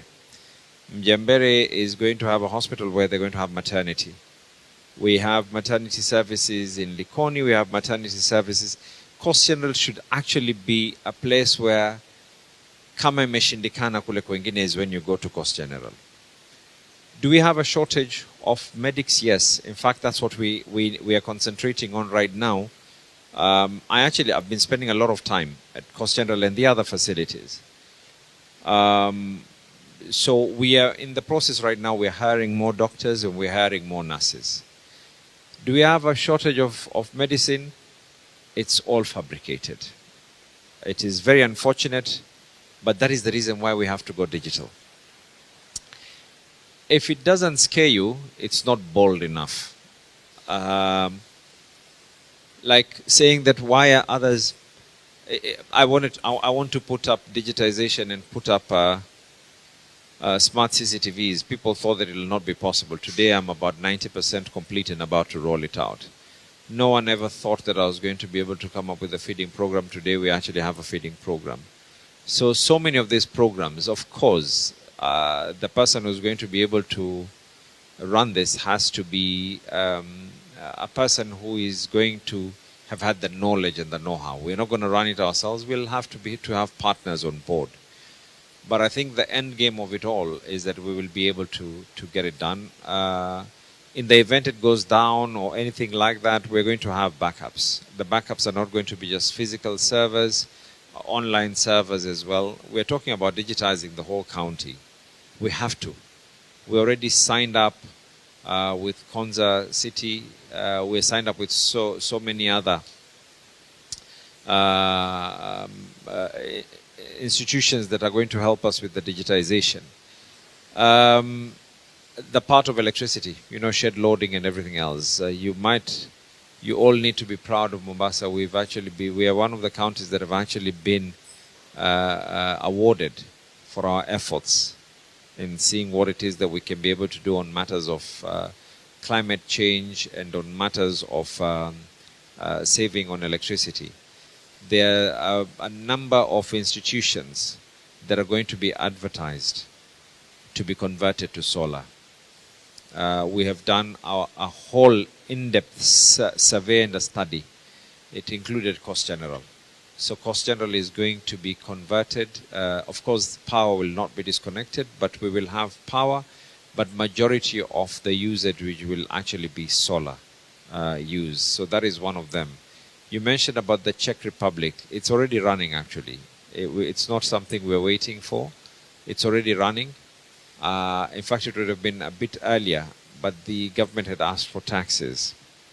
So we eventually got the tax waivers from and it is something that Mombasa won through the Czech Republic. It is something in relation to the babies. Then there's the other issue. And this is why I try to explain in depth of what it is that I intend to do. ECD for us will stop being just taking a child to school and that is it. We're talking about a whole development of a child. When I say whole development, I mean from the time the mother gets pregnant. To ensure that that mother is fed. To ensure that there is no, we're going to even, we have community health promoters. We're now going to upgrade them to also be parental coaches, so that they can be able to talk to these mothers, advise them, matters of breastfeeding, after breastfeeding, when a child is 0 to 6, what you need to do, assist them in coming up with, groups where they can talk amongst themselves. And yes, we are going to invest, and that's why I said many people are going to say that you're doing something that is not going to have a direct impact on yourself, but even in areas, of course that is subject, I don't want to mention specifically, but in areas where we do not have space for children to play, we might be forced to close certain roads on Sundays for children to be able to play. They're still doing the mapping on that. I just want to tell you one thing. Only 3% of the population in Mombasa own cars. So if you own a car, you're part of the 3%. nawatakia kila laheri. Yani nyinyi wadosi hapa, vile mnavoniangalia ni kuwa ni wadosi, but actually only 3% of the population actually own cars. I tried to do something. I played in Old Town. I have family in Old Town. I tried to do something as a means of actually discouraging, and we just put in parking fees inside the Old Town area. My goodness me, the whole world came tumbling down. But I don't mind working with the Fort Jesus and other conservation units, so that we see how we can be able to conserve our status with UNESCO. And I think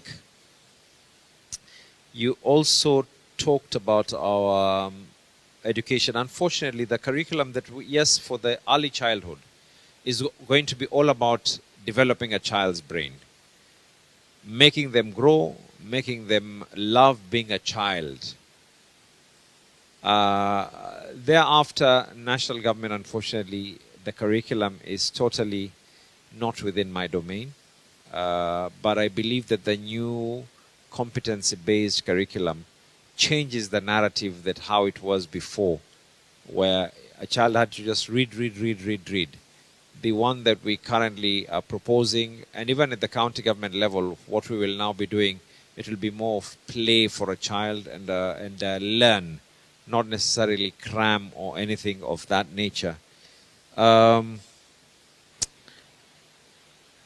of the things that we are doing in regards to the trucks, we have removed our enforcement officers from the port areas, and we're now converting them into traffic officers. However, the CCTVs that we're putting up, and I want to round this up together with the issue that you raised on the tuk-tuks. These cameras that are out there are going to have number plate recognition. You break the law at your own. It will be so expensive for you to operate and so cheap for you to operate. Cheap if you follow the law. Expensive if you decide ya kwa lazima wewe uweze kuvunja sheria kwa sababu kila kitu itakuwa imekushika. We'll have everything on camera. Ukipatikana mbele ya safari pale unazuiliwa, unapawa bili yako for every single offense that you did. Either utafanya heshima ama hutofanya heshima. So it's as simple as that. Have we put in measures? Yes. Very soon. We're just waiting for the internet connection that is actually being done by Safaricom on this. The issue of the MIC and the Special Economic Zone, actually we've already signed off. We are quite far. Maybe this is what we were saying, that the conversation needs to continue. When I came into office, I think I pushed for the license. I got the license out. Mombasa has an SEZ license. It's in my manifesto, one of the things that I intend to do, one of the things that I want to be able to finalize on. We did an international advert to get a partner on board. We managed to get a partner on board. The partner currently, as we are speaking, by last week, they had already done the survey of the area. So anytime we want to be able to hopefully ground break for our own SEZ, we might be faster than even Dongo Kundu. Because not that they're incompetent, but our size is smaller. So we might be more efficient in rolling out what needs to be rolled out on that end. MIC as well is already moving. It's actually one of the offices that I operate from as well. So it's moving, and it's moving quite efficiently as well. So congratulations to you. Like you said, you are one of the founders, and currently you're with the Tourism Council in Mombasa. Then I think the other question was asked was about the feeding program. We are currently doing close to 11,000 children. Our intention actually, hopefully, msiniulize pale nitatoa pesa, mutaitoa nyinyi tu, lakini hata you will not feel that I'm taking the money from you. Don't worry. I will not make it in such a way that you will feel it. I will be smart enough. But hopefully what we want to do, there's a big challenge of malnutrition. Nyinyi muona hivi ya kwa muna njaa, a child cries and you know, there's a big problem of malnutrition. mtoto anapewa uji asubuhi saa 6 usiku, the same diet, there's nothing that changes. It's an ambitious program that I want to achieve, but once I put up the daycare centers and convert some of our ECDs to have daycare centers, it will include as well a morning meal, the lunch that we're already doing, and a possibility of probably milk at 4 o'clock. So the only thing that will be missing will be the element of dinner, that I hope that the family will be able to come on board. And of course, during school holidays as well, we cannot tell children to go to school just to eat.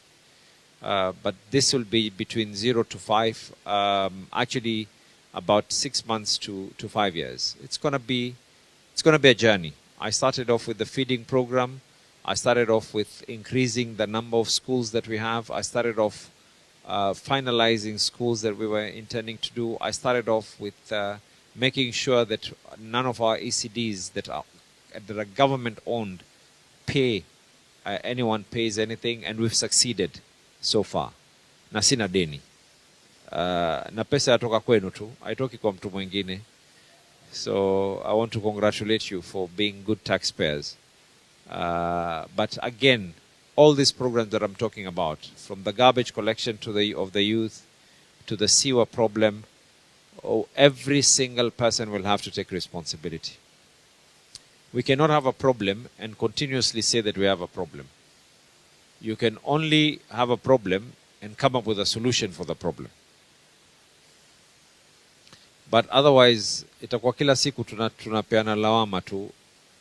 Mombasa tumeona hii, Mombasa tumeona hii. Kuna siwa problem, kuna siwa problem. The deputy governor did one thing only. One thing. At one point he went, and all those illegal connections in the whole of Chuda, walieka smiti tu. And one thing happened. Choyote ilirejea kwa nyumba. So all these people came running back and said, fine, those who were there before us broke the law. But the question is, what next? So, and it is true. Watu ambao kwamba waishi pale si aliyejenga. People have been there. Kuna wengine now, to go and castigate someone and tell them that all the investment that you put, we have to come up with solutions. That is the right way. And that is what leadership is all about. So what I see a problem that is there, we're going to come up with the solutions, but everyone will have to play their part. This will not be a one-man show.